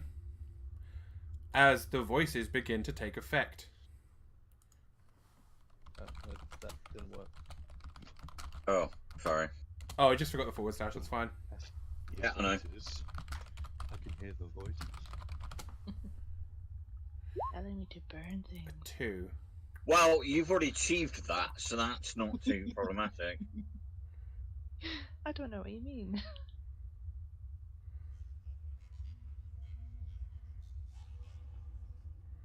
Okay. Until the start of your next turn, you cannot take any reactions. Okay. On the positive side, there's nothing negative beyond that for now. So I just can't do any reactions. For now. For now. Right, okay. Is that it? It's its turn, isn't it? It is indeed its turn. Okay. Blinding spittle. Awesome. It's going to try and bite you. Essentially, it kind of lumbers forward, and it is still growing and consuming as it goes. Mhm. And its eastern side is partly consumed by fire, but it's not a hard hit. Tries to bite you. Miss. And will miss. Missed. Just. Okay. Oh, now it needs to do another thing. So it does this, and then as it misses, you dodge to the side. Wait, that's the wrong thing. And then it tries that. That hit is my arm class now. So it hits. Okay, can you make a DC 13... Ooh, I told you the DC. Fucking idiot. Can you make me a dexterity saving throw, please? Yes, I can. Guess what you've got to roll above? My macro are going really slowly tonight. I have Oh, still that is screwed it. unfortunate. I had a 50-50 chance of easily... Right, what does that do? Okay, so it tries to bite you. You dodge out of the way, and like a chemical glob comes out of its mouth and hits the ground. As it hits the ground, it kind of bursts open, and there's a blinding flash of light. You are now blinded until its next turn. Yeah. Oh, I'm blinded to... I thought the first one was... Oh, that was blinding spittle. Yay. So that's blinding. But Okay. that's the character. That's the creature's whole turn. Right, okay. So it's your turn again. Da. Although it has grown slightly and is taking more of the bookcases with it. And the fire is starting to spread. But I can't see that anymore. So No, it's all that's good. just for Mia's benefit. I just see flames. I get my marshmallows out. So I am not backing away because I know it's within range of me. Mm-hmm. Just as I went blind. So I'm going to attack. Go for it. It has At a disadvantage, really low AC. obviously. Yes. So first hit with my main hand is 13. That hits still. Even with the disadvantage. 13 hits. It's got a really low AC. And my offhand is 15. That also hits. So first hit is 12. Okay.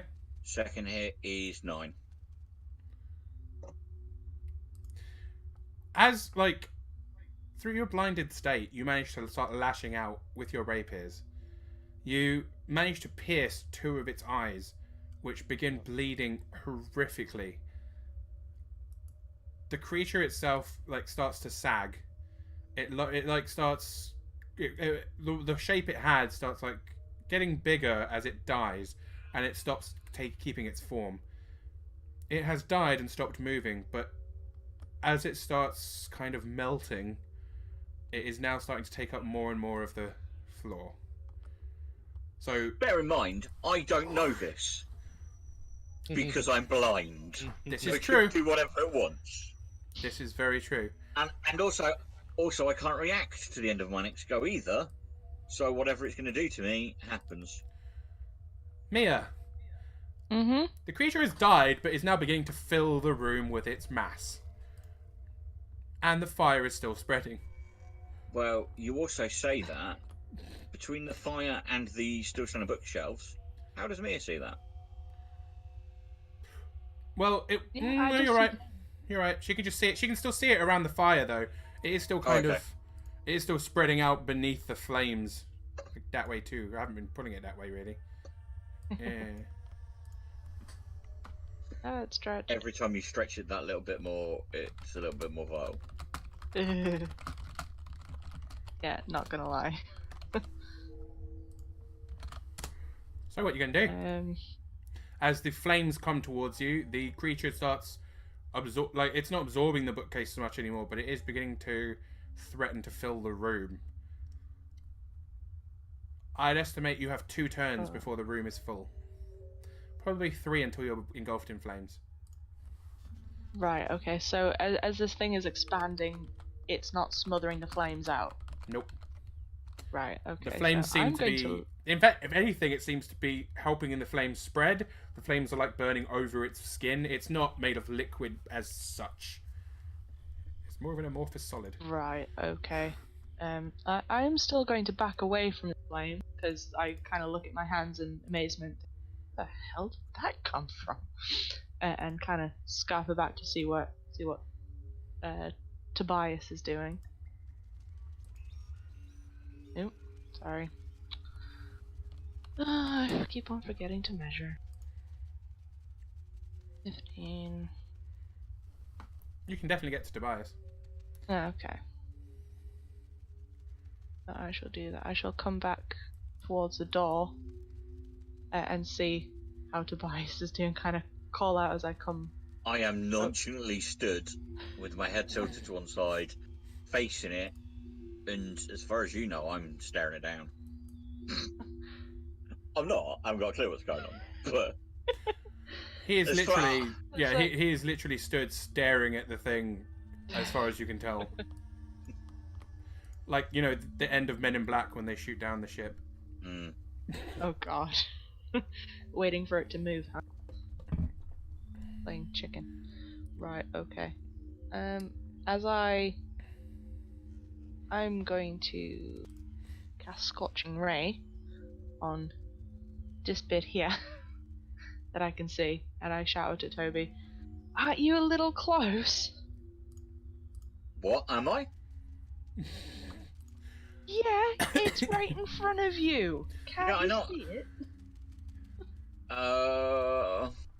Do what needs to be done. And I turn around, and again, it's a grin, but then you realise I'm not actually looking directly at you. I'm looking down the corridor past you. He's looking... As Yeah. if He's I've completely misunderstood where you stood. Yeah, he's like talking to you, but he's not looking at you at all. Oh, right, okay.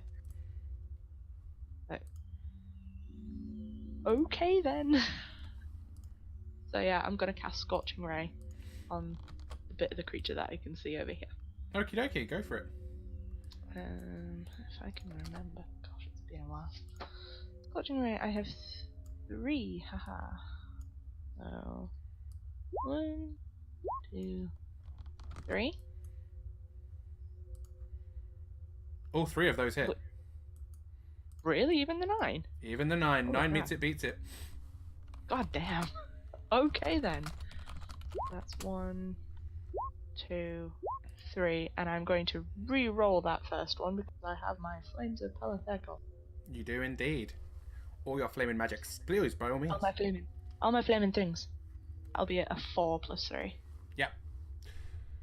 Yeah, you managed, like, your Scorching Ray manages to, like, hack bits off of it. So it gives you a little bit more time in that kind of area of the room. So I'm going to say it goes a little bit like that. But the creature is dead and is just expanding as its body collapses, essentially. Oh, so the thing's already dead. Yes. Yeah. It has died. Toby killed it. And now, as it's dying, its body's, like, losing its shape. Oh, right. Okay, then. Would you like to retcon what you just Whoa, did? whoa, what? What? I'm not I doing can see anything. the other things that Sean is me. I call bullshit, but anyway. He's not doing anything. I never do things. Shut up.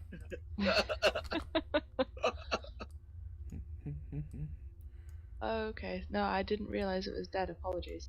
You can redo that 10. Okay. So in that case, can I just grab Toby and get the hell out of here?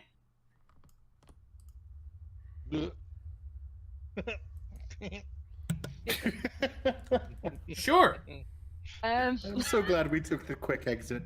You can certainly try. Okay. Because presuming we can't see those things yet, right? No, I don't If you think you step paid. into the corridor, you could certainly see that one, I imagine. Yeah, if you turn around, you'll be able to see it. You won't be able to see the one to the north, but you can see the one to the west as it starts filling the room from the western corridor. Fun fact, if anyone had studied one of the onyx pillars, one of these things would have dropped on your heads. Oh. No one You know, I'm investigated so them. close to doing it as well. It's a good thing we didn't do that then. So yeah, you can grab Toby and take him wherever you choose to take him. Whoa, easy now again. No drinks for me. Steady on. Okay. So yeah, seems like that one's expanding. I shall grab Toby and look to the corridor. See that thing. I guess try for the... Can I get to there? Do you reckon? Mia, what's down the what's happening? You know the big thing that's in front of us? Sort of, yes. Well, there's 10 more foot. of them. 10 foot of your movement will take you to that junction. So technically, she's got enough to get there and get back. Yep. Oh no, she used her movement to get to that point. Oh no, she did. Where Yeah, she is I now. did. So she hasn't got 10 foot of movement. Yeah, okay. So Oh, but she can I'll take an just extra kinda movement stay without. where I am. She's not taking an attack action, so. Oh yeah, you can use dash technically to go down and go. This is a bad idea. Oh yeah. I shall do that. So I go to the middle, see that one, nope, back out of there, and say, "There's more of them. Out of the room that we first woke up in, there's one of those things coming out, and then there's one by the door with the troll heads, and I think we're trapped." I have a cunning plan. It's a really big shame you guys didn't find the secret door until the flames had engulfed it. Not even kidding. If I reveal this part over here, like, Oops. Well, now I feel dumb. you kind of blew up the secret door out of here.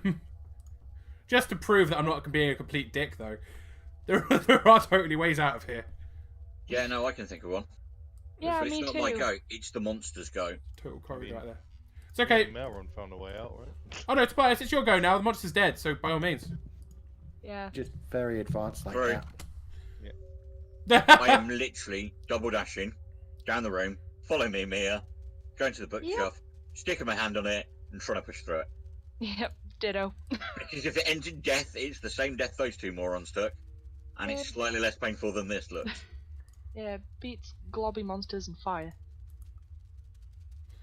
Okay. Tobias runs over to the door, presses his hand. Ah, the fire's in the way. Go away, fire. Tobias presses his hand against the door, and bamf, pushes through, disappears. Mia kind of walks over, pauses for a second. Yeah, he was blind, MT, but he is not anymore. It is now back to his turn. So Yeah, no, you said I was blind until the He end is of the monster's next turn. not which was blinded before anymore. Yeah, Which was before mine, yeah. And as you push through, you all show up in the same place at the same time. No. Well, what? Not behind them, actually. Oh yeah, literally. you're physically behind them. Yes, But I mean, split seconds we arrive at the same time. closely. Let me do Okay. Caliban and Mauron first, Yeah. but it's not going to be by long if it helps. Okay. Well, technically, a round's only 6 seconds anyway. Yeah, it was so- literally that was literally about 18 seconds. Yeah. Okay, I'm going to move you map. Oh, dun dun dun. I have not hidden the inside yet, but you are currently outside of what appears to be a small cottage. Of course it is. I mean, sure. So we literally. The last thing I remember is being sucked into a door. Yeah, as you kind of come back to your senses, your hand is against the door in front of you, but this is a solid wooden door, Sure. Oh, carry on opening it. and Mauron is Why kind not? of gripping onto your waist still. I'd do I a double take and let go. I shit that. Actually, I'd probably be pulling away from it, right? So I'd probably be trying to yank the. Yeah, you're kind of pulling away from Well, the door. hang on. Mauron's pushing Are you- forward. No. Let's set the scene. So you're pushing back into Mauron, Mauron's as pushing he's- forward. thrusting forwards towards you. Thank you. That's all I needed to work out. Good. Hashtag totally a sex thing. So yeah, Caliban basically pushes backwards. Maron pushes forwards. You end up at a bit. No, in fact, both roll me athletics. Let's see how this goes. Good at this one. Just realised the So that music. was -1. Yay! Yeah. Malron is pushing forward. Caliban is pushing backwards with a considerable larger amount of force. You stumble backwards, basically landing on Malron as you both fall to the ground. Get off me, you dafty! What are you doing? You're the one that pushed back into me, you fool. Well, that's how it starts. Oh dear God. Well, Like, seemed to be a trap. It just seemed to be. you're an intelligent person. Where are we? Not intelligent enough to figure out this shit. Why Why don't we are we just bringing you go along inside and figure out? Alright. Let's, I mean, this place looks lovely. Is there any windows on the outside of it that we can see? There are indeed. There is one down here that you can see. Oh, we can. This isn't wall. We can walk down here. Oh yeah, no, that's just gravel. Oh, It's like a gravel let's path. have a little look around. I will step out the outside of the house. Or how much the occupant of the house is going to like that. Sure, there's nobody in. Have a little look in there. As you look inside, the windows are boarded up from the interior. There is, however, light coming from within. Candlelight. It is flickering flame coming from within. Someone is in there. Can I roll a perception to see if I can hear anyone? Absolutely. Not that it's that good. Boom! Can't hear anyone. Let's You kind of carefully push your ear against it to listen. You can't really hear anything apart from Malron humming a really annoying tune.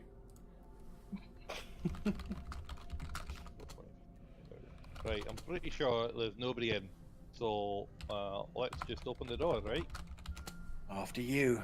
And I'm going to cast Mask of Many Faces and turn back into my human form. And just at that moment, Bamf. Tobias comes like stumbling into Malron. Mia comes stumbling into Tobias. Everyone's back. Toby, Mia, about time you arrived. Yeah, we've. Wow, this is not what I expected. Playing about with empty corridors as usual. No, me set fire to all the books. Sorry. It's a bit of a waste. Well, But to be fair, it was In my trying defense, to in the my defense, Trying to attack you. the With- gelatinous Intelligent. creatures with thousands of eyes. and mouse. I don't believe you. Yes, I think they're just trying to make fools of us. I think you're having me on. Yeah, you're right. You know, nothing untoward is happening at all. Listen. Oh, I look at killed- this lovely cottage in the middle of a dungeon. Well, sure. I'm going inside. Okay. I will attempt After to you. open the door. It opens pretty easily. You can walk in. Sure. Then I'll walk in. The room, the cabin itself is quite luxurious. There's candles dotted all over the place, candelabras.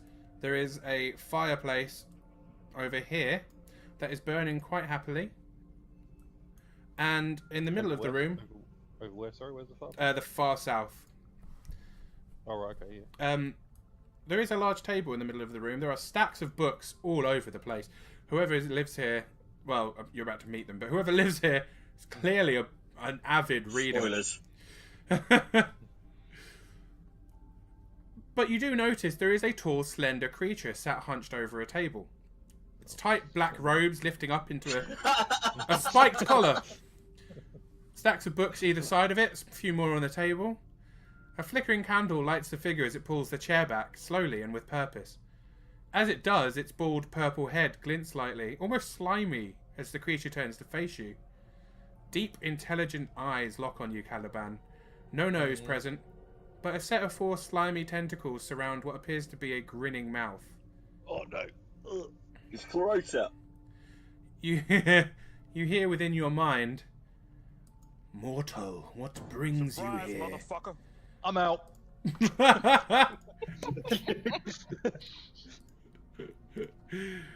Like, who said that? Why is there's someone in my head? Is no one following Caliban into the room? I was I stepped wondering. aside for you. Oh, why, thank you very much. That. In order to recognise, let's not use the term mind flare because that's that's bad PC. Illithid. The What would you Illithid. want? Yeah, what would you want to check to see if someone recognises one of those? Nature or Arcana are both. I think if you're magically inclined or you're someone who studies nature, Yeah, that would be great. Especially because I've been in the Feywild, so that is apparently I've got no idea what the fuck that is. I don't know. Maybe 8 is enough to go. Purple tentacles. Maybe. I'm not gonna bother. I wouldn't know what that is. Maron, you I absolutely still- recognise what this is. I still can't see it. Did I hear that voice in my head?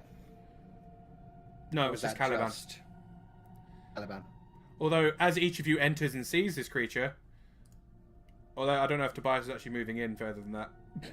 Everyone's like stuck in the door. Maron's like, fuck off. Fine. I will actually put both my swords away, but I'll come and stand near Toby. But yeah. I'm Toby. What the fuck?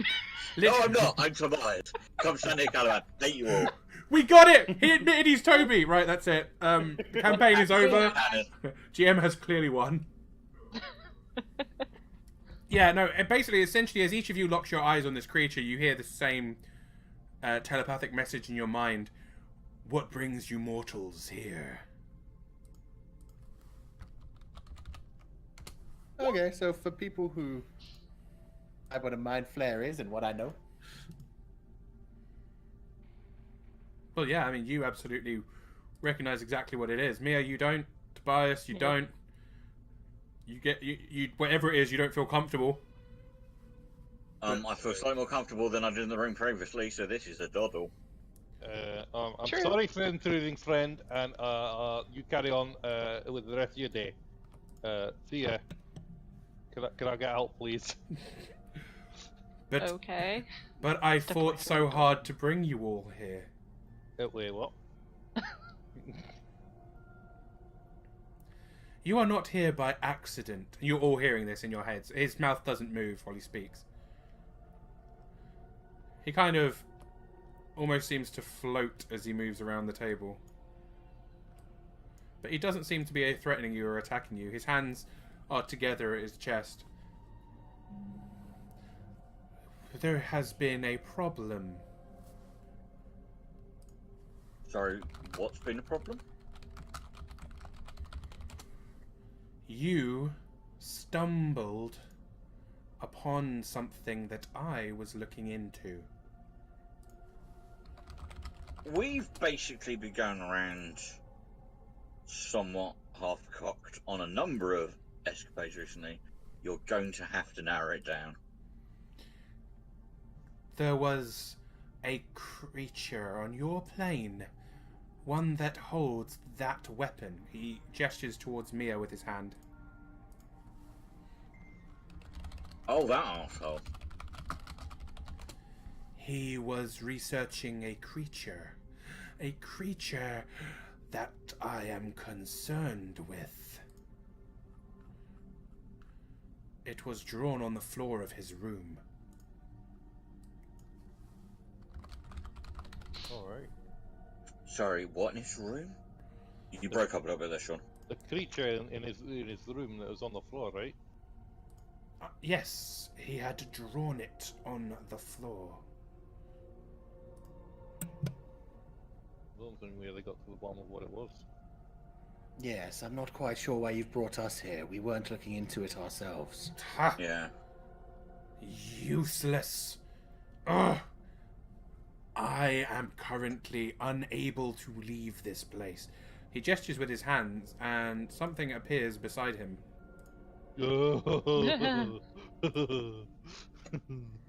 Oh, that drawing.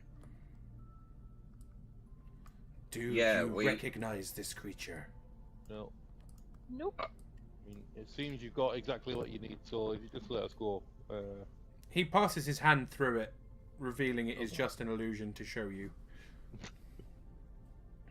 I mean, I'd hope. Would anyone like to roll an Arcana to recognize this creature? Sure, I'll try again. Yeah, I'll give it a go. Not much better. I'm out. Mia, you recognize it.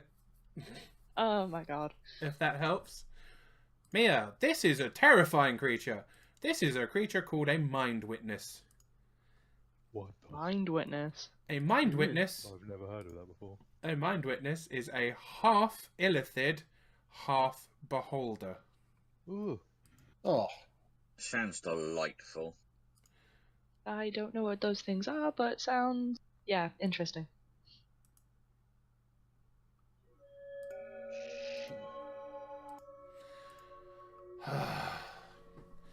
This is what I would consider an abomination. Are you aware We're not going to contradict you on that matter.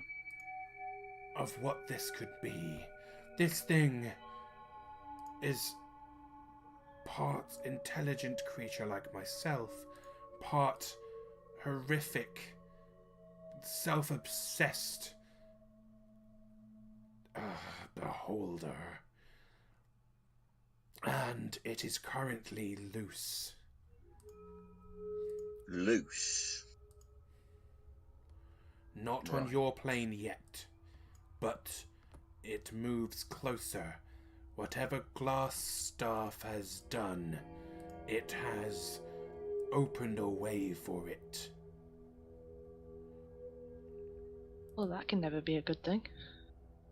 The gentleman in question has currently been held captive by his former associates, who were not aware of his research, and like yourself, but possibly for different reasons, don't approve of his research. Are you saying that he may hold further information as to where this thing is coming from and what he's done to bring it closer? Absolutely. Well, Honestly, I am surprised that no one has been concerned until now.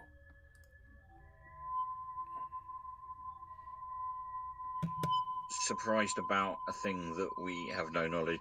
It's very hard to be concerned about something you have no knowledge of. I would begin to start making it a concern of yours. Well, now that I've seen what it looks like, I've certainly started. I hardly think it looks any worse than him. Wow. I mean, even that. I mean, not disrespect to your tentacle face, but that's quite offensive. He suddenly appears in front of Mauron and, like, flicks him on the head. Dink. Speak again against me, and I will remove that tongue.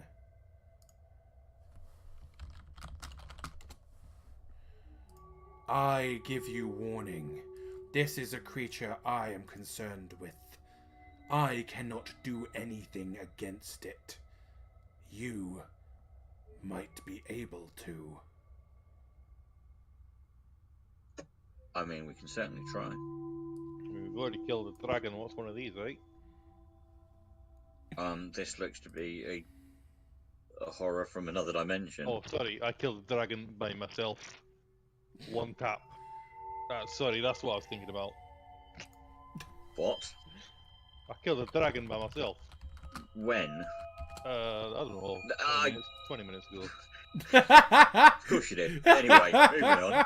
When I was killing my parents, and you know. I mean, what? Anyway, it's irrelevant.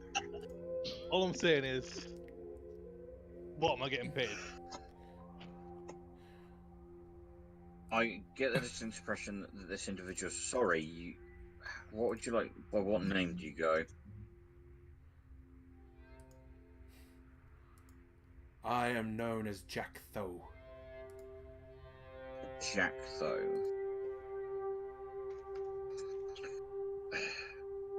Considering the fact this individual has a certain degree, to say the least, magical ability, who have brought us here from our slumber. Hang on. When you say brought us here, do you mean to your abode here? Or do you mean brought us here is into that absolute nightmarish hellscape of a labyrinth that we've just been in? Well, you needed to be tested. Oh, what? With suffocating parent issues and self-guilt. Great, marvellous. Yeah, they're the key things I'm looking at someone to fight a demon hellspawn. I merely put you against the things you are concerned with. You can't really expect much kindness out of a mind flare.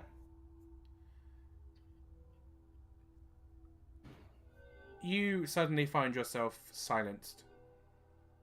He has not moved. Shit. He makes no noise. But the next time you try and speak, your mouth moves and no sound comes out. Oh no, come on, that's unfair. You said you were going to remove his tongue. That's merely just... Let's just all take a breath. More importantly, in one of these dusty tomes, do you have any information on this mind witness thing in your folk? I do not. My people do not believe that such things would ever come to be. Every information was removed. I see. I cannot imagine any of my people deeming it necessary to implant a beholder. So effectively, someone has gone out of their way, this has been created, Glassstaff may know the knowledge of how and when it's going to enter our plane of existence, and frankly, someone needs to stop it. That is correct. Quick question, why the fuck's it our problem? It does not necessarily... It's got a point. It does not necessarily need to be your problem, personally. Great, well, I can give you forwarding addresses for the Lord Alliance, the Harpers, what did that other guy come from, the Order of the Shield? Gauntlet. Order of the Gauntlet. 3 groups of people who think they're all knowing, all powerful, and they feel they know better than everybody else. We will happily forward this information onto them and see what comes of it.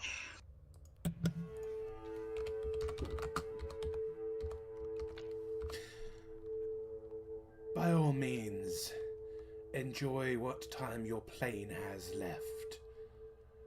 Could everyone please roll me an intelligence saving throw? Who dat? Intelligence saving throw, please. All 4 of you, I believe. Okay. Oh, yes. All 4 of you. Oh, so I fucking passed that one. Well, I don't pass it, but I roll well on that one. I didn't. Okay. Intelligence over. Okay. Okay, you two. Anyone who rolled higher than a 15 manages to avoid this. Oh, so that's Mia and Tobias. You avoid it. Caliban and Maron take 17 psychic damage. Psychic damagios. Wait, that's Maron down again, isn't it? Yeah, I'm unconscious. And Scheiße. and you are also stunned for a minute. Ouch. As I watch Maron fall over, I'm going to turn back to Surprise, motherfucker. Jack though and go, am I allowed to check on my compatriot? You may do as you wish. The area around you starts beginning to fade. Your vision goes dark. Do I get a chance to quickly cast Cure Wounds at level 1 before it happens? No. It would be happening essentially at the same time, and it's difficult for you to focus during this. Okay. The last thing you see as everything fades around you, apart from Jack, though, takes a moment more to go. your realm was potentially to be saved. And that's the last thing you hear before you all wake up in your beds. Apart from Mauron, who does not wake up. Did this mind flayer have 4 or 6 tentacles on his face? He had 4. Right, sorry. Okay. How, you wouldn't know any bloody difference. Well, I intend to research mind flayers now because I've seen one. Right? Oh, okay. Just so I know. Right, as soon as I wake up, I am going to... I wear something in bed. I'm going to get out of my room, knock on Mauron's door, and see if there's an answer.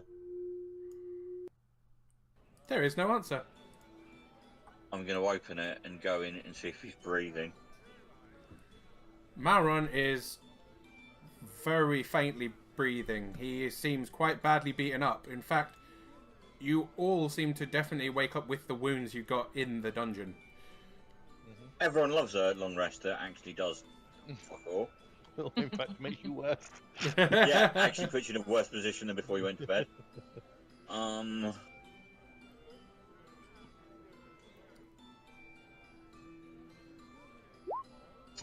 he's on 2 hit points now, which is better than none.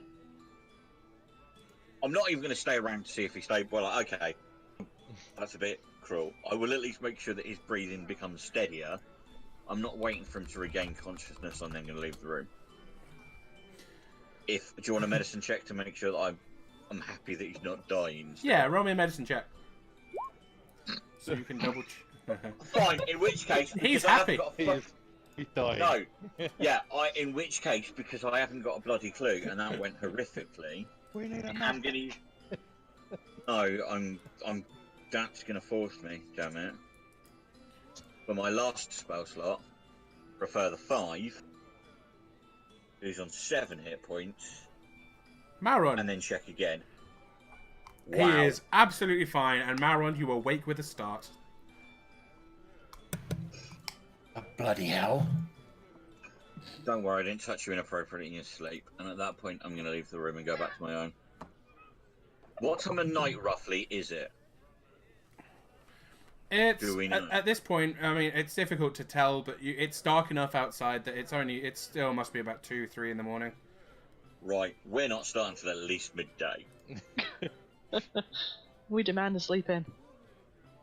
We've still got a day to get there, so... Yeah, I'm going to go back to my room and go back to Oh, sleep. shit, we've still got the way back a cave to do. Oh god. Yes, we do. But that, I think, is a day and a bit away, isn't it? So yeah, I'm going to go back to my room and go back to bed.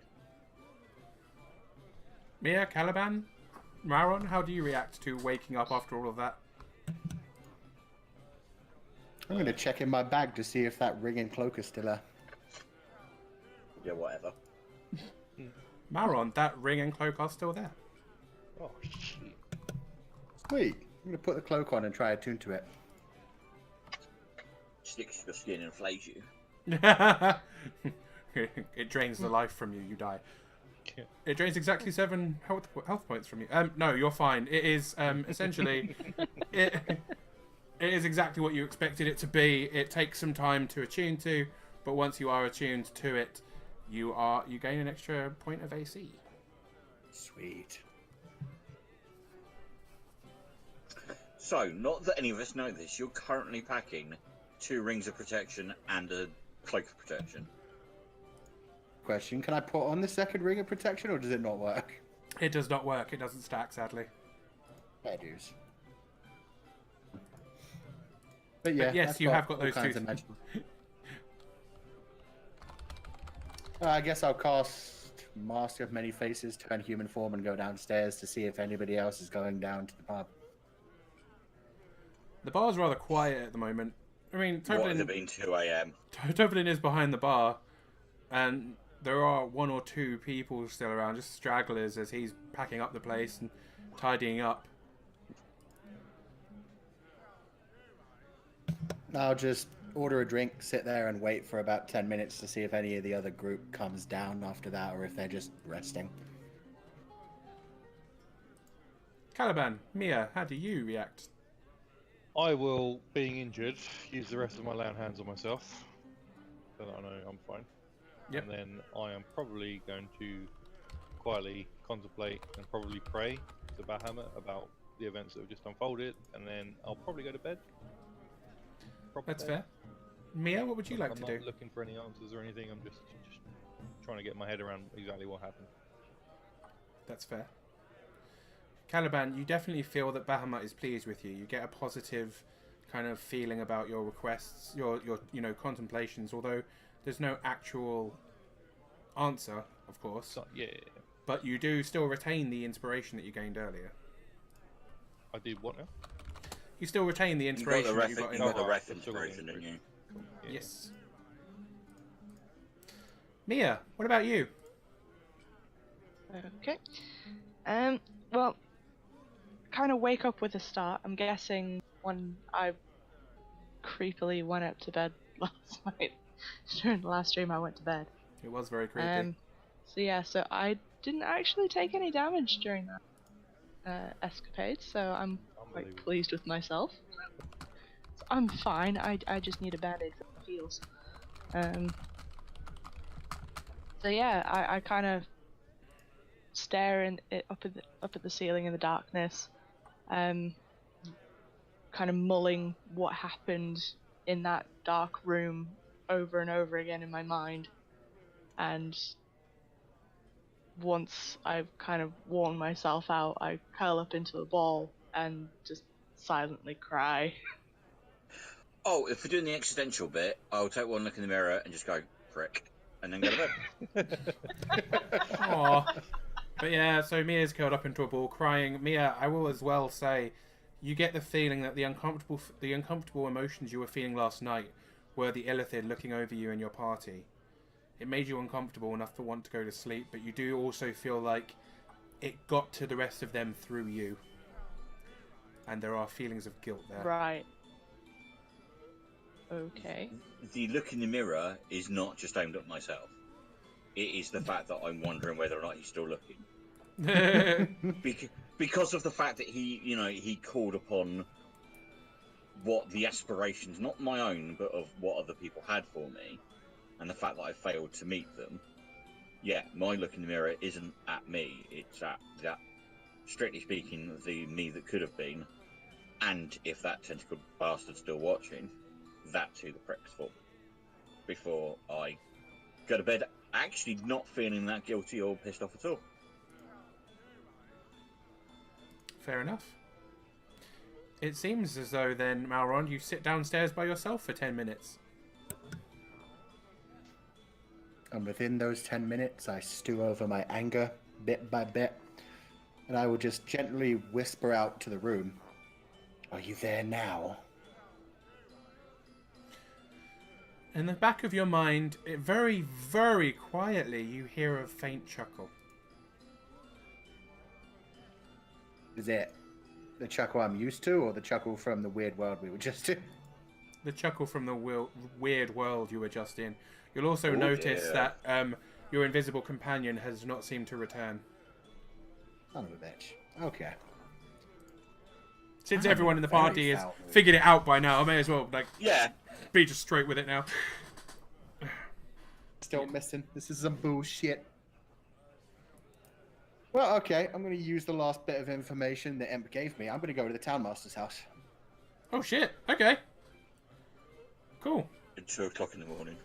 Damn straight. That is fair. Like we care. Hammer on the door. So while the rest of the party is either suffering an existential dread or, going back to sleep, Maron has made his way across town and knocked on the Townmaster's door. It is quiet for a long time. No one seems to answer Maron. I just keep knocking, louder each time. Eventually, How to make friends and influence people with somebody who already hates you. Eventually, you see a faint glow in an upstairs window. It moves downstairs, and eventually the door opens to the Townmaster stood there, clutching a candle in a dish, glaring at you. Just, hello? Oh, you were actually asleep. I thought you'd be packing by now. He looks down at you. Excuse me? I will place a hand on his chest, push him backwards, and close the door behind me as I enter. Wow, this just got dark. Either Oh, dark very, very or kinky. sexy. Yes! That's what I was going for. Yeah. Going to be a matter. He stumbles back slightly and then literally falls over onto his backside, just about managing to keep the candle level. I slam the door behind me and to face him. Why aren't you fleeing yet? He's got to give us another grand in cash. What? 2 grand in cash. I don't understand what you're talking about. Why do you want me to leave? The town has figured out you're stealing all their funds and that you're using it all to build this house. I thought you would have been fleeing the town tonight. His eyes widen dramatically. I don't know what you're talking about. What? You fool. The woman from the Lion Shield Costa. Crap, I forget his name. Linen. What's the knight's no. name? Goody knight. Oh, the goody good night, Sildar. And Sildar, they've both discovered what you've been doing with the town's funds.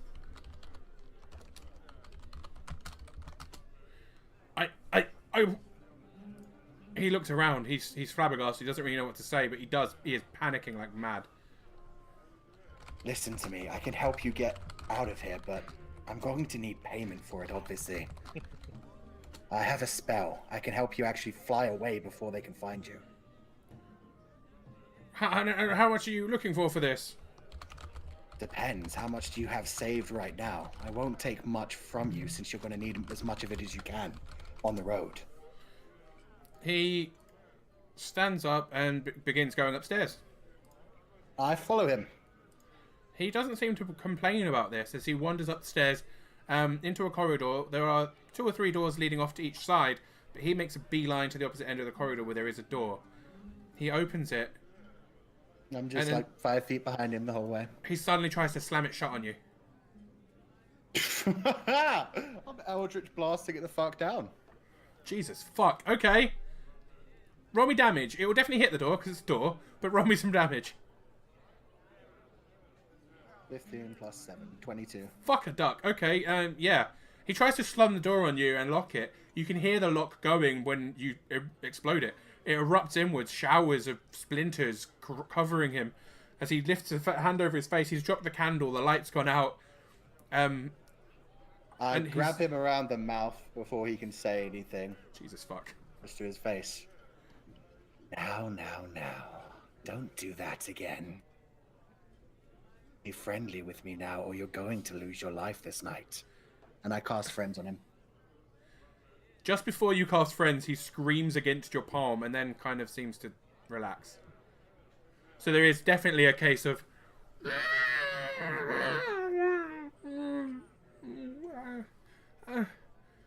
Now I'm going to give you one more chance. All the money that you're hiding right now, or you lose your life. He You're out scrambles... of here this night. He scrambles to his feet and goes over to his bed. There is a large portrait of himself with, classic kind of Captain Morgan pose. He's got a rapier held up with one hand. He's got his hand on a crossbow aiming out with another. One leg up on a barrel. He looks a hell of a lot thinner than he actually is. And he pulls this painting away to reveal a lockbox behind the door. He pulls the key from around his neck, unlocks it, pulls it open. This is clearly where he went the other day when he went to get you guys your money before. And as he opens up the safe, there are several bags of gold within. Jesus. Rough estimate as you And look how at much it. is that exactly? There's 12,000 here. This is all I have. Son of a bitch. Well, you've made yourself quite a nifty little nest egg there then, haven't you? Only take 3,000 and you can take the rest with you. He seems quite happy with this. He quickly grabs 3 bags of gold, hands them to you, and then starts pushing the others into a satchel. Now, Sildar may be here at any moment, so I'm going to have you fly away rather than walk out of this house. How? And you'll be able to fly through the sky. How do I do It's a this? spell that I've just learned called Fly. Don't worry, it'll come naturally to you. But you need to get high. He can't see you above the town. You need to go straight up and then away. Okay. Yes. We'll cast Fly on him. He Oh, you're gonna be horrible in concentration. Couldn't get rid of it when he's up in the air that way. he can feel himself begin to float, and he kind of pays attention to it. You're right; it does come naturally to him. He takes the bag, puts it over his shoulders, grabs a cloak, wraps it around himself, slips his feet into some shoes, and then he opens the window and jumps out and begins flying virtually straight upwards. I wait for a good long time. Wow. High he goes, making sure that I can keep my eyesight on him, and when he starts to move out of town, that's when I'm going to drop this concentration. So he goes up a good 100 feet or so above the town before he begins moving. It's almost difficult for you to see where he's going. But then he flies like directly south, and it was. I guess I better put you guys on the map actually, so you can see what's going on here. He's like a golden god. He essentially, from the Town Master's Hall, he flies south, and it's not long past Harley's home. We're in the fields outside of town that the concentration falls, and he plummets to the ground. Fuck. With that, I will use my Mask of Many Faces spell, turn myself into the Town Master, and just wait at the Town Master's door for a little while in case anyone comes by.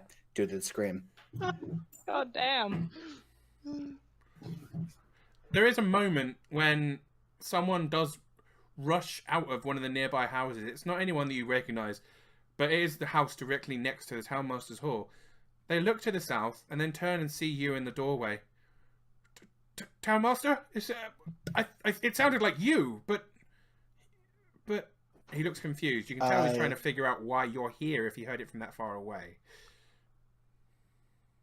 Illusion to make the Town Master's voice say, "No, I'm fine. Don't worry, go back to bed," and I'll wave my hand.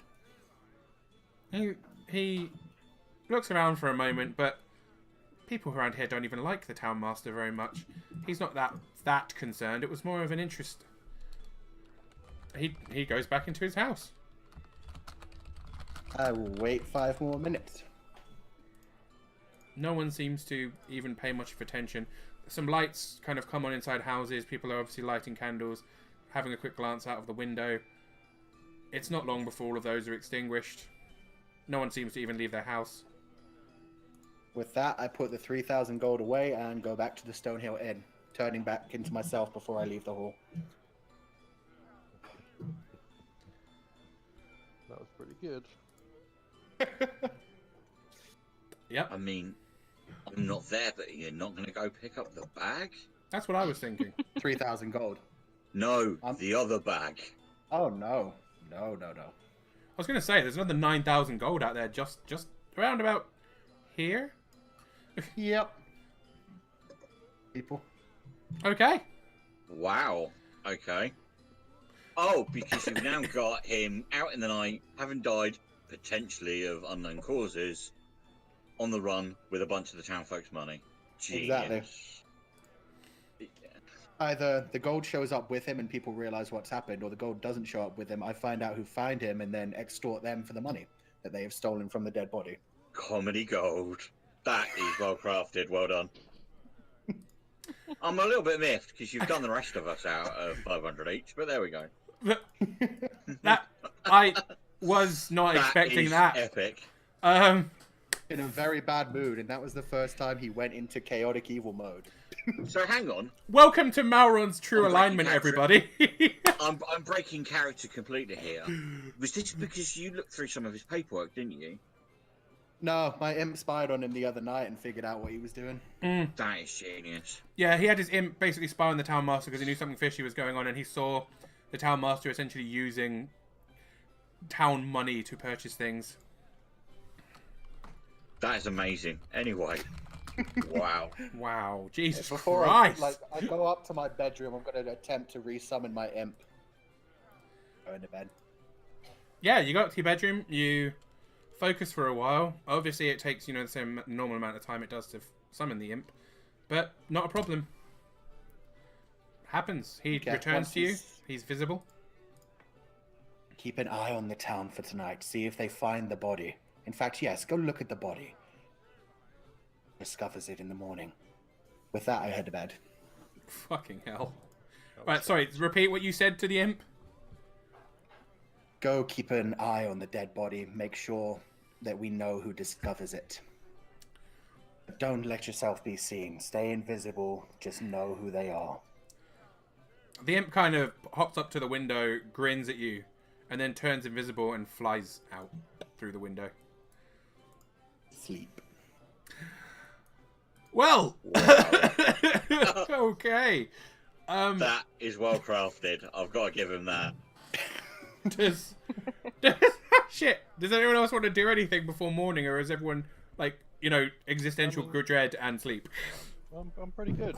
I'm pretty. Yeah, I don't have anyone to extort or murder in the next 8 hours, or whatever. I wasn't aware that was even an option, but there we go. I'm not joking. I'm walking away from my brother a little bit more terrified now, but I'm impressed too. Yeah. Morning comes around and there's some hustle and bustle going on downstairs. Okay. Gonna head down, see if any of the rest are there, grab a table, order drinks, err on the side of caution and assume that Caliban's gonna want ale. Order some food and then just sit and wait for the others to arrive. Now I'll head down whenever I wake up too. your imp returns. Oh. You get a very clear vision of all people, Linen, of the Lion Shield Coster, discovering his body as she goes to meet her incoming cart. And what did she do with the gold? She, outraged, took the gold, marched up to the townmaster's house, and is waiting outside, shouting at people in the. He's essentially showing you everything he's seen. She's standing there shouting at the people in the town centre. A few people bring the body back in. The body is currently lying on the green just to the north of the. I'm gonna put you back on the other map. Just to the north of the town square, on the town green kind of area. So up here, I have not really. Yeah. So she's basically stood here outside the townmaster's hall, shouting to people in the town square. There are several people coming around, and it's just awkward as all hell. There are people disgusted, angry. A few people literally walk over to his body and spit on it.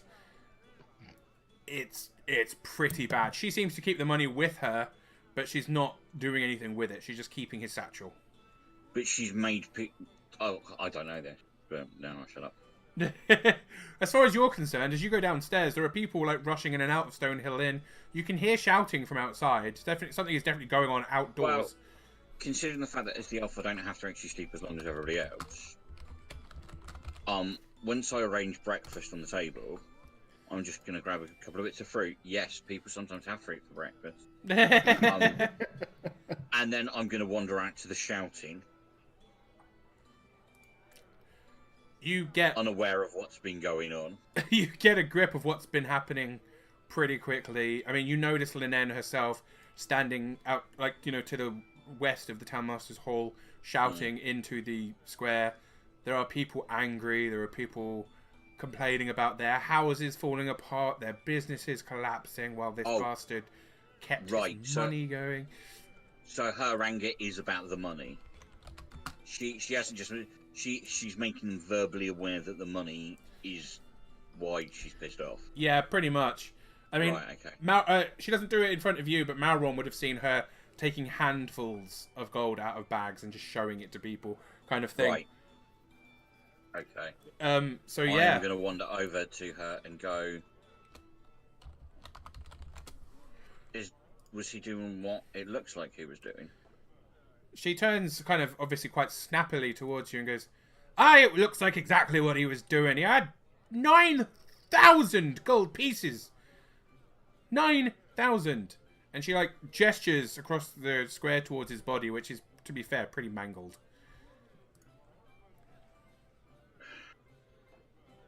Do we know? So, sorry, what? He was fleeing? He was... Did he finally decided to give up? And I don't know what he was doing. But he was outside of town. He was in his what appeared to be his night clothes, but he had shoes on his feet, and he had his gold with him. He had his traveling clothes packed into this bag and cloak over his shoulders. But he looked like he'd been completely crushed. Like I haven't seen a wound this bad since I saw a giant bring a hammer down on a dwarf one time. that is crazy, because clearly it's not a robbery. Well, no, it is, but I mean, as in the sense of no one's then robbed him. This is obviously town business, so apologies for the interruption. No, you're a part of this town now. You've done more for this town than that bastard has in years. You're the reason my business is doing as well as it is. Your whole party have a part in this too. We're just talking about how to distribute this wealth among the townspeople. Well, see, I know that you and I had just, my associates and you had discussed the dragon, which is still obviously a viable thing. I know it's only the next morning. But I wonder, we were looking about potentially helping the, their bloody names now. Sorry, 2 seconds, notes.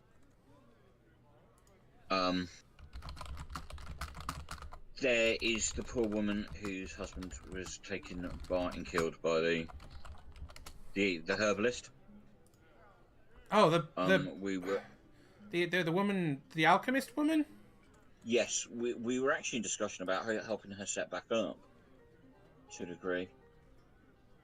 About getting her up and running again. I know that obviously you deal mostly in armaments and stuff like that, so. And again, don't take this the wrong way. I know that trade works. From what I remember, my lessons, trades work well if there's a certain level of competition in a town.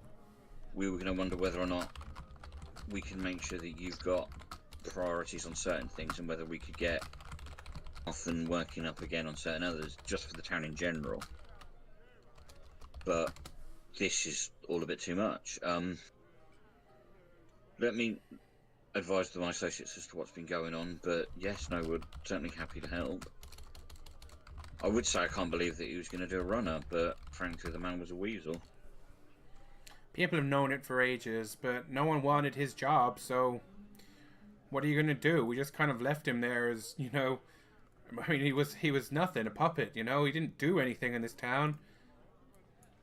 I mean, between me and Halia and, well, sometimes either Math, sometimes Sildar.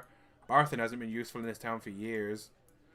But we just kind of keep the town ticking over as best we can.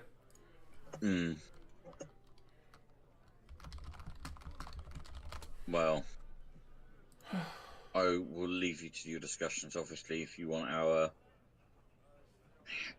point of view, we'll happily provide it. But oddly enough, this is all quite fresh to a lot of you. So, if you excuse me, I'm gonna back to the inn and tell my friends what's been going on.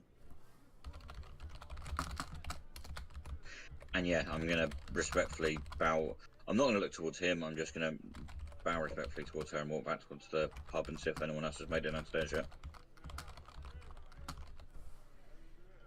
Go for it. Has anyone come downstairs yet? I would have come down at like the normal time. Yeah. Sure. I've made my way downstairs as well, with no outward sign that emotional reckless. It's all good. She seemed normal, as normal as me can be. So, as I say, when you get downstairs, there is a table that I've already arranged for breakfast to be at, so that'll be there waiting for you when you all get there. Excellent. And I will walk in from outside Is there a violent dog in your house trying to cause a ruckus? Yes. Going back and forward between stopping him from being insane and trying to pay attention. If Mia had come down, I probably would have started up a conversation with her. Yeah, so I will sit and look at all three of you. Mate, have you come down, Culliman? Yep. You know, food's arranged and everything. Yeah. As soon as I can smell, awful bacon.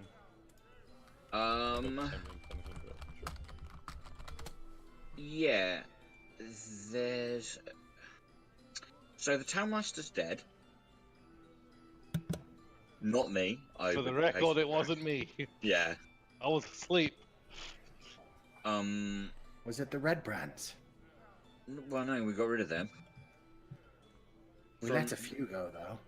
Maybe it was Pretty the sure. dragon. Pretty sure we didn't let any go. And what?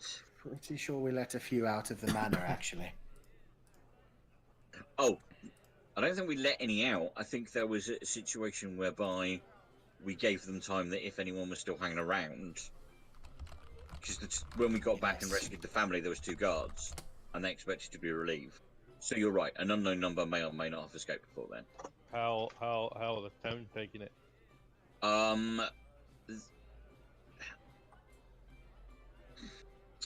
His death itself, well, not surprisingly well. They're taking it very well. Apparently it was an arse, but we saw that anyway. However, what they do take umbrage at is the fact that apparently he was about to do a runner with the best part of 10,000 gold, which, to my understanding, was pretty much all this town had in its name for public funds. That arsehole. Sounds like somebody did the town a favor. Yeah, no, it does. Does anyone... Did they at least recover the money? Yes, no. The mistress... I am awful with names, so I should write this down. Yeah, Mistress Greywind currently has the money. She's made all other party... She's basically made everyone within earshot aware that there's roughly 9,000 gold, that he was running with it, and it's currently up for discussion with the town as to how it's going to be proportioned out and used. And this is the kicker. Apparently we get a say in the matter. Why do we get a say? Indeed. Because we own property, right? That's how it works. I think you own property. You own. And I get all of your votes. Deal. when we say you own property, you've laid claim to a house that no one wants. I own it, very much so. However, the townmaster was gonna put some work and funds into it. Well, he's clearly not now. No. Because he's dead, and the money was in the way of being robbed. So technically, that 500 that we've got each, we arguably owe you a cut of that now, don't we? No, it's fine. I'll sort something out with what's her face, Greywind. So yes, She's they're gonna. I don't think she is, but they're looking to see who will. Excellent. That I mean, doesn't mean not you. I wonder who could take charge of this town. Haven't we established that none of us have any desire to live here permanently? Oh yeah, that's a fair point. That was the whole thing about whether or not you would do other things to it. It's kind of, yes, it's nice to have a domicile. Yes, it's nice to have standing, but I think the whole point is that we're here on other business. And we might want to go to other places. I don't think an admin role in a local town is actually going to offer much in the way of travel opportunities. Indeed. As soon as we're done with the Black Spider, I don't have much to do here. Oh, don't get me wrong. If we have somehow Black Caliban a free home and he's letting us stay in it, I have no qualms about coming here and resting. I've got nowhere better to stay. I'll be more than happy for you to rent a room. Yeah, no, we already had that discussion. The rent was already covered. Well, Your mind is probably lapsing your old age, dwarf. But there we go.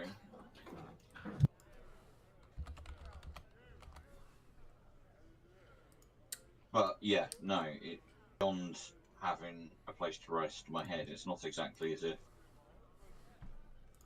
at least it could be home, but I'm not sure if that's what I want.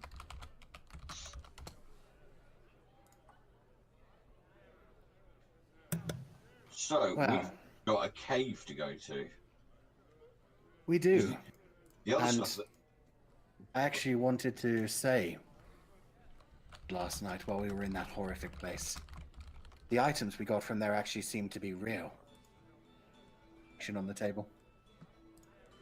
That might be good for you to have, Mia, if you're as I am. You're Oh, cutting out a lot for Thank me, you Koo. very much. Yeah, same. I kind of. I I don't. think it's him combating loud dog. Ah, that's fair. But I have no idea what you put on the table, for example. Sorry, I Ring put of down a protection. ring of protection on the table and said it would be a good idea for Mia to have it if she's as weak as I am, essentially. Yeah, squishy. Oh, thank you. But what is it? It seems to be a ring of protection. It should help you take less damage. Oh. Well, thank you. And I put the ring on my finger. Well, it takes you up to an hour to attune to it, but it already seems to start making you feel a little bit safer. Yay. And I'm watching Toby for reactions as she does this, by the way. To be honest, although I say I'm alright because the stuff that happened the night before, I'm not reacting in any real way. I kind of nod in a. It makes sense for me to have. When you're talking about me, you should have it. I don't go, oh, look at me, I don't have any armor either. I do actually kind of nod in agreement that Mia probably does need it. Cool. So, I don't think we've got any other business in town now.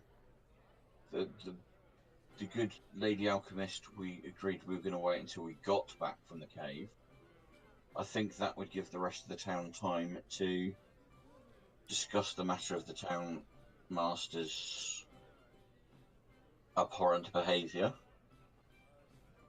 I believe now that we've got the map, we've got a way to the cave. Are we taking Duke with us? We could if you'd like. No, I really don't like, but I just mean, I think it'll be safer if we leave him here. yeah. And beyond that, we've got two dwarves to look out for. Yes, and I like the idea of discussing the issues with the town once we get back. We'll be able to give him the good news. Yeah, it's going to be a bit of a moot point going, congratulations, here's some money, we're going to build your alchemist shop. Congratulations, we're happy for you to use the funds to make your town better. By the way, an evil drow and his cohorts have set up shop in a magical forge 5 minutes from here. Be prepared to be killed. Exactly. And if we do get killed trying to free it, then we have no come up with the town. Indeed. So, Sildar had arranged a carriage to take us there. It is standing take outside further. of Townmaster's Hall. You probably would have seen a carriage nearby, although it might have passed your mind that it was for you. But it is sitting outside not the Townmaster's Hall, the Stonehill Inn. I think we get the carriage, we go to do this, and we give... If Sildar's not around, and I don't suggest that we hang around for him, I think we do advise Sildar of the message from our abductor, frankly, to see if he can get any further information from Glassstaff. Yes, it may help him to know what he should be interrogating him for. Yes. You're ready? I finish my drink and stand up.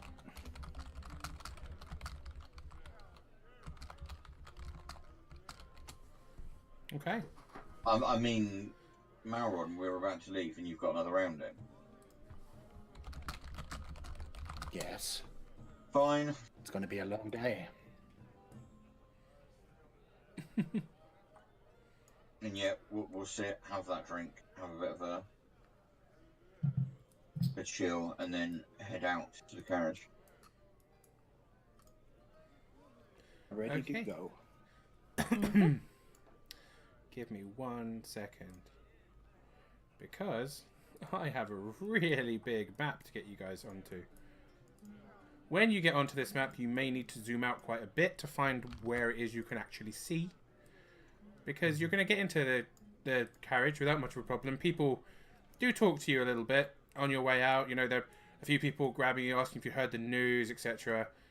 Just, you know, bog standard townspeople, but you've become minor celebrity. Well, not even minor celebrities. You've become celebrities around here. And, you know, you explain to them that you've got important business, but you'll discuss it when you get back. Yes, no, we say that unfortunately time's of the essence on another errand that we're running on behalf of Gundren and Silda. But yes, we'll happily discuss matters. Okay, I'm going to hit you onto a temporary map on the way over, because these maps are very far apart. So ignore the Wyvern Tor that shows up. But it looks so cool. Oh. Why is the right music not playing? God, that is a rather long map. Damn, that's a big map. God damn.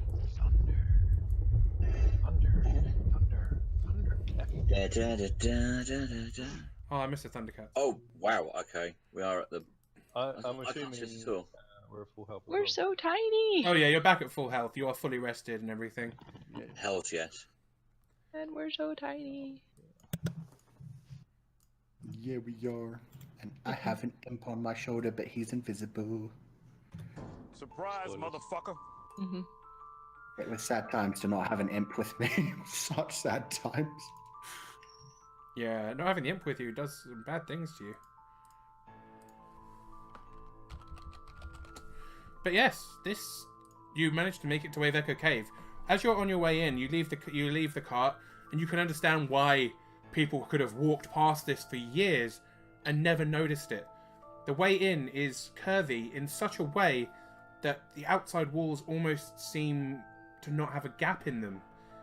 The curving of the walls seems to hide it. And as you make your way down the slope into the tunnel, it gets colder. You can hear the loud crashing, booming of waves. Hence, the name of this place. Ironically. To still the atmosphere ever so slightly, before we got out of the carriage, was it Bartram's carriage or was it one on behalf of Sildar and his group? It was one on behalf of Sildar. So we'll advise the driver, without going into too much detail, state that we've had contact from an interested third party that has concerns the things that the glass staff was working on pose a threat not just to the village but to the wider area and potentially the realm itself, and state that glass staff may know more about it. It's to do with the drawing that he made in his quarters, and the fact that it's something from outside this plane that may be moving towards us. And what I will turn around because at that point I'll have gone, oh, I forgot this. What was the name of it again? Oh, the Mind Witness. Mind Witness. A mind witness. And yeah, basically state to the driver, pass that message along and say, although obviously what we're dealing with now is time sensitive, I think this is something that his order are going to need to look into sooner rather than later. There you go, message done, not a problem anymore. Next. I mean, it will inevitably end up being a problem again at a later stage, but... The driver 100% absolutely states that he understands and will pass on the information as quick as possible. Cool. And, yeah. you make your way quite happily into the cave.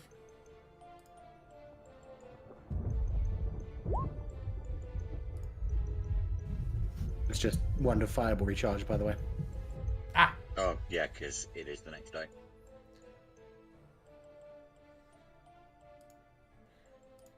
That's absolutely fair. How much longer do you want to run for, Sean? I was pretty much going to Okay, sorry. I was pretty much going to let you guys wander into this first room, and then I was going to call it. So it's up to you guys. Okay. We can stop here, or you can. No, I will probably make myself cry by taking the lead. Survival, isn't it? For check for traps, which I might actually do this time. Survival And then- or investigate, depending on how you're doing so. But yes. Oh, well, if it's investigate, it's 18 then. There don't seem to be any traps where you're walking. Cool. I can't find the edge of this goddamn polygon.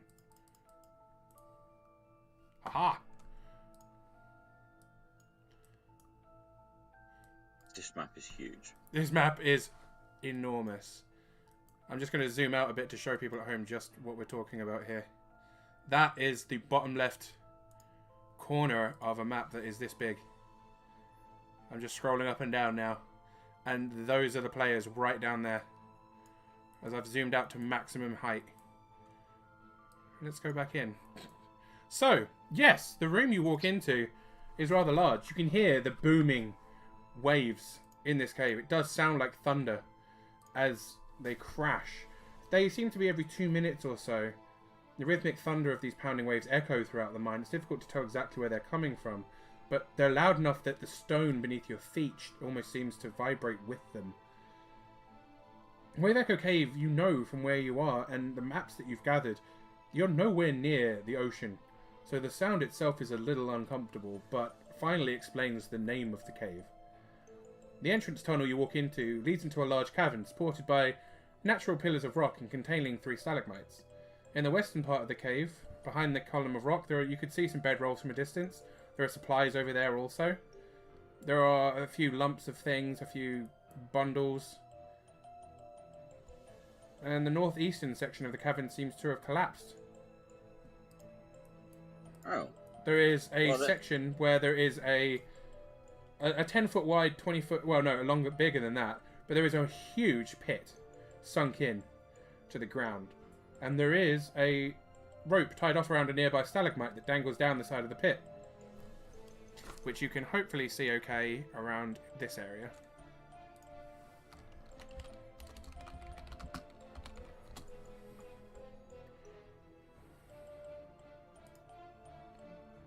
But yeah. Well, I'm gonna head over to the bedrolls. Well, is that body actually there? Oh yes. Or is that just oh shit. Okay. Oh, I was going to head over to the edge, but if we're going to go look at corpses, that's always fun. Yep. As you approach the supplies, the bedrolls, etc., there is the rather grim, broken body of a dwarf lying here. Oh. Balls.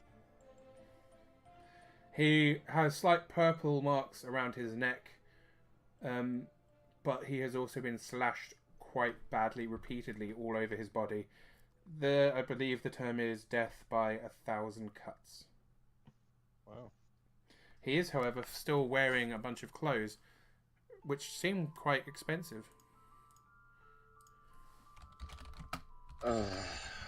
I am assuming this is one of the 2 missing rock seekers. I was going to say, does it bear any resemblance to Gundren? He does very much bear resemblance to Gundren. And from the tattoos on his arms, one of his arms has a tattoo of Gundren on it, with his name underneath it. It's just his face. And the other arm has a tattoo on it with the name Nundro underneath it. Oh, hang on. The third one is Arden. Oh, right. This is Tharden. Shit. Okay.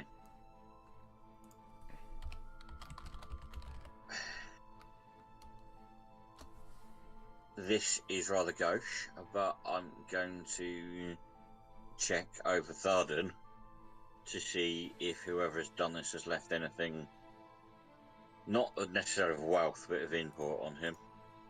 Okay, roll me an investigate. Yeah, I am going to look at the others and go, yeah, I know this is a bit. But for all we know, he's got a further map or something. Okay. 17. Can't say I'm happy with it, but sure. No, I'm not meaning this disrespectfully.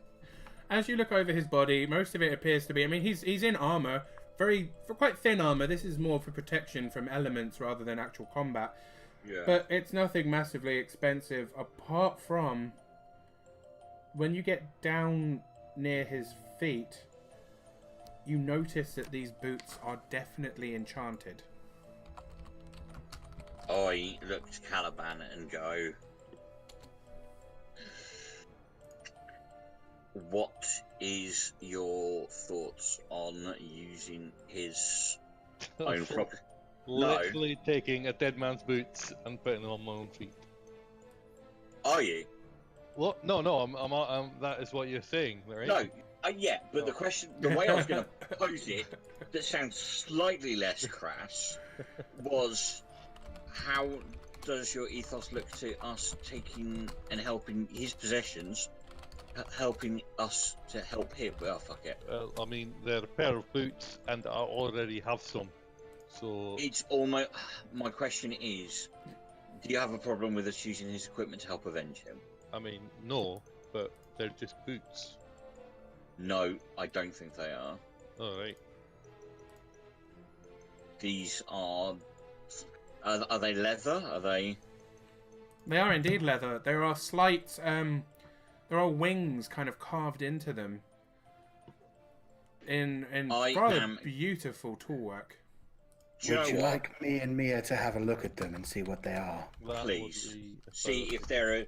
You know, I don't want to take his property just for the sake of it, but if they can benefit us in avenging him, that makes a bit more sense. I will pass you the boots. Pick them off the body, nice. No, I am politely removing them while not. It's not like I've got my foot stuck in his groin as I'm tugging the bottom of his leg. Oh my god. The foot comes off with the boot. Yeah. There's a horrible snap and the boot. Yeah, it's through a disgrace. No, they slide off very carefully. They slide off very carefully. Are you investigating them, Marwan? What is that? Is that an Arcana? That is Arcana. Yeah, That's an Arcana. Yeah, you can figure out what these are. These are called boots of striding and springing. While you're wearing these boots, your walking speed becomes 30 feet unless your walking speed is higher. It does not slow you down.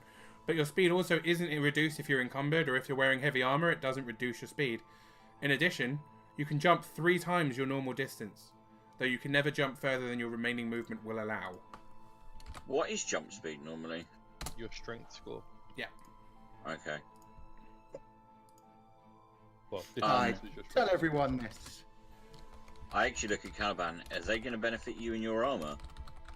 I mean, probably. I'm not. I mean, sure. I am not exactly spry when it comes to jumping, if I'm brutally honest anyway. So I don't imagine they would benefit, whereas you're, as a strapping dwarf, will probably get more benefit out of them than me. They'll also make you a lot quicker. Yes, whereas they won't help my movement at all. I'll use them. I won't feel comfortable using them. No, you'll feel bad about it, and that's the right way to feel if that floats your boat. But there we go. Yes, the important thing is in a cave system like this, they may be very useful. Alright, I will put on these boots of striding and what? Striding and jumping, striding and springing. Striding and springing. Striding and springing. Oh yeah, and they do need attunement, so yeah. Unless we're sitting here for an hour, they will hopefully benefit you at some point. Also, do remember, guys, you cannot have more than 3 items attuned to you. I got none, thank you very much. Looking over the edge like a muppet. That's true. Okay. As you look over the edge, it is... Oh, how far down is it? This is... Pretend people... I can't remember. I've written it down somewhere. Because I made note. Oh, it's 20 foot deep. It is quite steep. It would be difficult to climb down with just your hands, but there is, like I said, a rope hanging down over here. While he's doing that, can I check the tables and just see if there are any notes or anything left by this person? As you look around, it don't seem to be anything written. However, there are very useful things on the table. There's rations, there's tools for digging, there's ropes, there's... You get the feeling that this was a preparation for a long mining operation. Shall we take the ropes and the rations? I look at what... Well, I don't look. I hear Maron speak, and I go over. And on the side of my bag, I've already got one length of rope. But I'll put a matching one the other side. I'll replace some of the rations. When you say there's climbing stuff, is there things like... What are the spikes that you put in when you're fastening ropes? Oh, crap. There are those, but I can't remember what they're called off the top of my head. Let's just say there are iron spikes. Yes, there are several of those. There's at least... Oh, there's definitely 9 of them. Let's go with 9. Right. So, yeah, I would take a number of those. If there's a suitable mallet to go with that. I've got a lantern bit if there's any more oil around. Yep, there are lanterns. There are hooded lanterns and lantern oil. This is very well stocked. So, in fact, my lantern's just a normal whatever. So I don't actually have one. I've got torches. No, in which case I'm gonna help myself to a hooded lantern. And some oil. And yeah, I'm just gonna say if everyone else wants to. And I think it's best to make use of the stuff than get down there and regret it. How many days worth of rations are on the table, roughly? There's a good amount. As you look around, you realise that they were clearly preparing for a rather long time in this place. But there's at least 3 weeks for each of you available. Right, wow. In which case, how's everyone else's carrying capacity? Not great. Right. No, we can carry stuff for days. No, it's. I don't mean I don't mean about the weight limits. I mean more about carrying space. I've got a backpack on me, so I will take enough rations for myself and at least one other. To say I've now got 2 lengths of rope. What type is it? Is it silken or is it? No, it's just regular. It's just regular Hessian rope. Right. I've got the other stuff, so that will give me 50 feet of both then. Yeah, it's just a hooded lantern, good quantity of lantern oil, and I've got things like a winter blanket and a bedroll. And anything that's slightly fragile, I'm going to make sure it's partitioned in my backpack. So technically, I keep forgetting this. My background anyway is, oh lord, because it was the closest that fit was hermit. So it's basically, I would argue, I know the background feature of that is about access, history and shiz, but it's also used to dealing with seclusion and being kind of camped out in the woods like a you can forage for food essentially. Yeah, but it's more the fact that I'm used to carrying a bunch of stuff in a bag, making sure that I've separated it, so we're not gonna go, oh, what does that food taste like? Oh, it tastes like oil. Well done there. And yeah, just gonna pack up a bunch of stuff, make sure that I guess almost if there's the rations, they're gonna be in the proper papers to make sure that it keeps them dry, and yeah, effectively I will stock up my backpack enough for myself and make sure there's enough food for others if need be, and spare oil and a couple of torches. So kind of proper splunking mode. That's fair. I'm imagining pretty much everyone is going to stock up as much as they can to their carrying capacity, at least. Yeah. Just to keep them safe if they need it. And I think we'll call it there for the evening. And then we parkour. And then we'll begin next week with, I guess, trying to descend into the pit. I believe so. There's a handy rope there. I realise I haven't actually Sometimes. revealed the pit, so why don't I do that for you guys? There are ways out of it, and I'll show you those too, because I haven't done a very good job of revealing them, actually. Yes. We've seen what we've seen. We only just went to look over the edge. But yeah, there is a way out. You can see ways out to the east and to the northwest. There are tunnels that lead out of there, and obviously it's a rather large pit as it is. But yeah, once you get down there, you can see that there are ways to go. So it is not just going into a pit. Fun times. Well, shall we? After you, as usual. And we will stop In there. which case, as we, just so we segue out for the evening, we're going to go over to the rope that's tied around the... Did you say it's around a stalagmite? Yes. Yeah. I'm going to go over to it. What kind of quality rope? How good a rope does it feel? Feels pretty strong. In which case, I am going to, for want of a better word, going to grab it, going to walk over to the edge, and then I am going to start lowering myself down. And we will start with your athletics check when we start the next one. Oh, balls. Hang on, athletics check with a rope, damn it. Yep. Yeah. While they were all faffing about, can I just say that I've just placed a bedroll over the body and made it look Aww. Yeah, you've like respectable. crossed his Quick arms question. over his chest. You put a pickaxe in his hand, and Yeah, that's it. Exactly. Have you put your boots on him so he's not just got his cold feet sticking out of the bottom? Yep. You can have my boots if they fit. Some of that stuff. and that's where we'll start. Thank you very much, everybody, and welcome to Wave Echo Cave. Finally. Yay! Oh I no. think. Which, from the looks of it, we'll do in about half an hour because it's such a small area.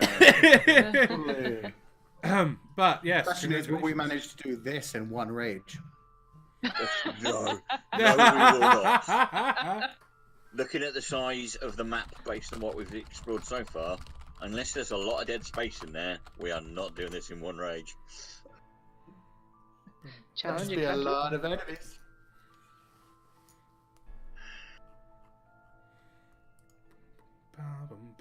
But yeah, there is judging by, I mean, just looking at the size of you guys compared to everything else, I'm hoping you're going to enjoy this map. It's pretty huge. So yay. But yeah, thank you for tonight, guys. I'm glad you enjoyed the horror dungeon. For people watching at home, the horror dungeon was a bit of an addition thing that I just wanted to do for Halloween because, you know, because why not? It was Halloween period, and I wanted to include it. And that's also why I'm kind of dressed up today. I did promise people that once I hit 1,000 followers, I would dress up for Dungeons and Dragons. So I am currently dressed as my... Well, I was just Vikinging up a little bit more than normal, but I think this is going to become my face paint for my Empire character now because I friggin' love it. So, yes. Pretty cool. If anyone's in the Discord, I suggest going also into the like selfie section and looking at the video that Ree put together because she's been playing around with gore makeup and stuff tonight and it's fucking amazing. So yeah, I'd say check it out. But on that note, I'm going to head off for the evening. I'll be back tomorrow at 9 PM, probably with South Park because fuck it, I'm loving South Park way too much now. I might as well finish it off instead of going on for other things. But yeah, thank you all my lovely players. I hope you had fun tonight. Thank you. Oh yeah. Very much Yes, so. thank you, DM. Yay! And thank you to everyone at home. Much love to all of you. And if you're only here for D&D, D&D will be back next Monday with Curse of Strahd. And then next Tuesday we'll continue this game. So yeah. I may have just watched her video and then absolutely papped myself 7 seconds in. As I wasn't aware of what that was going to do. Yeah, hey. Oh, is it Freaky Snap being freaky? Yes. Yeah, I saw that. That's amazing. It is amazing and unexpected. Bye, everybody. Warnings.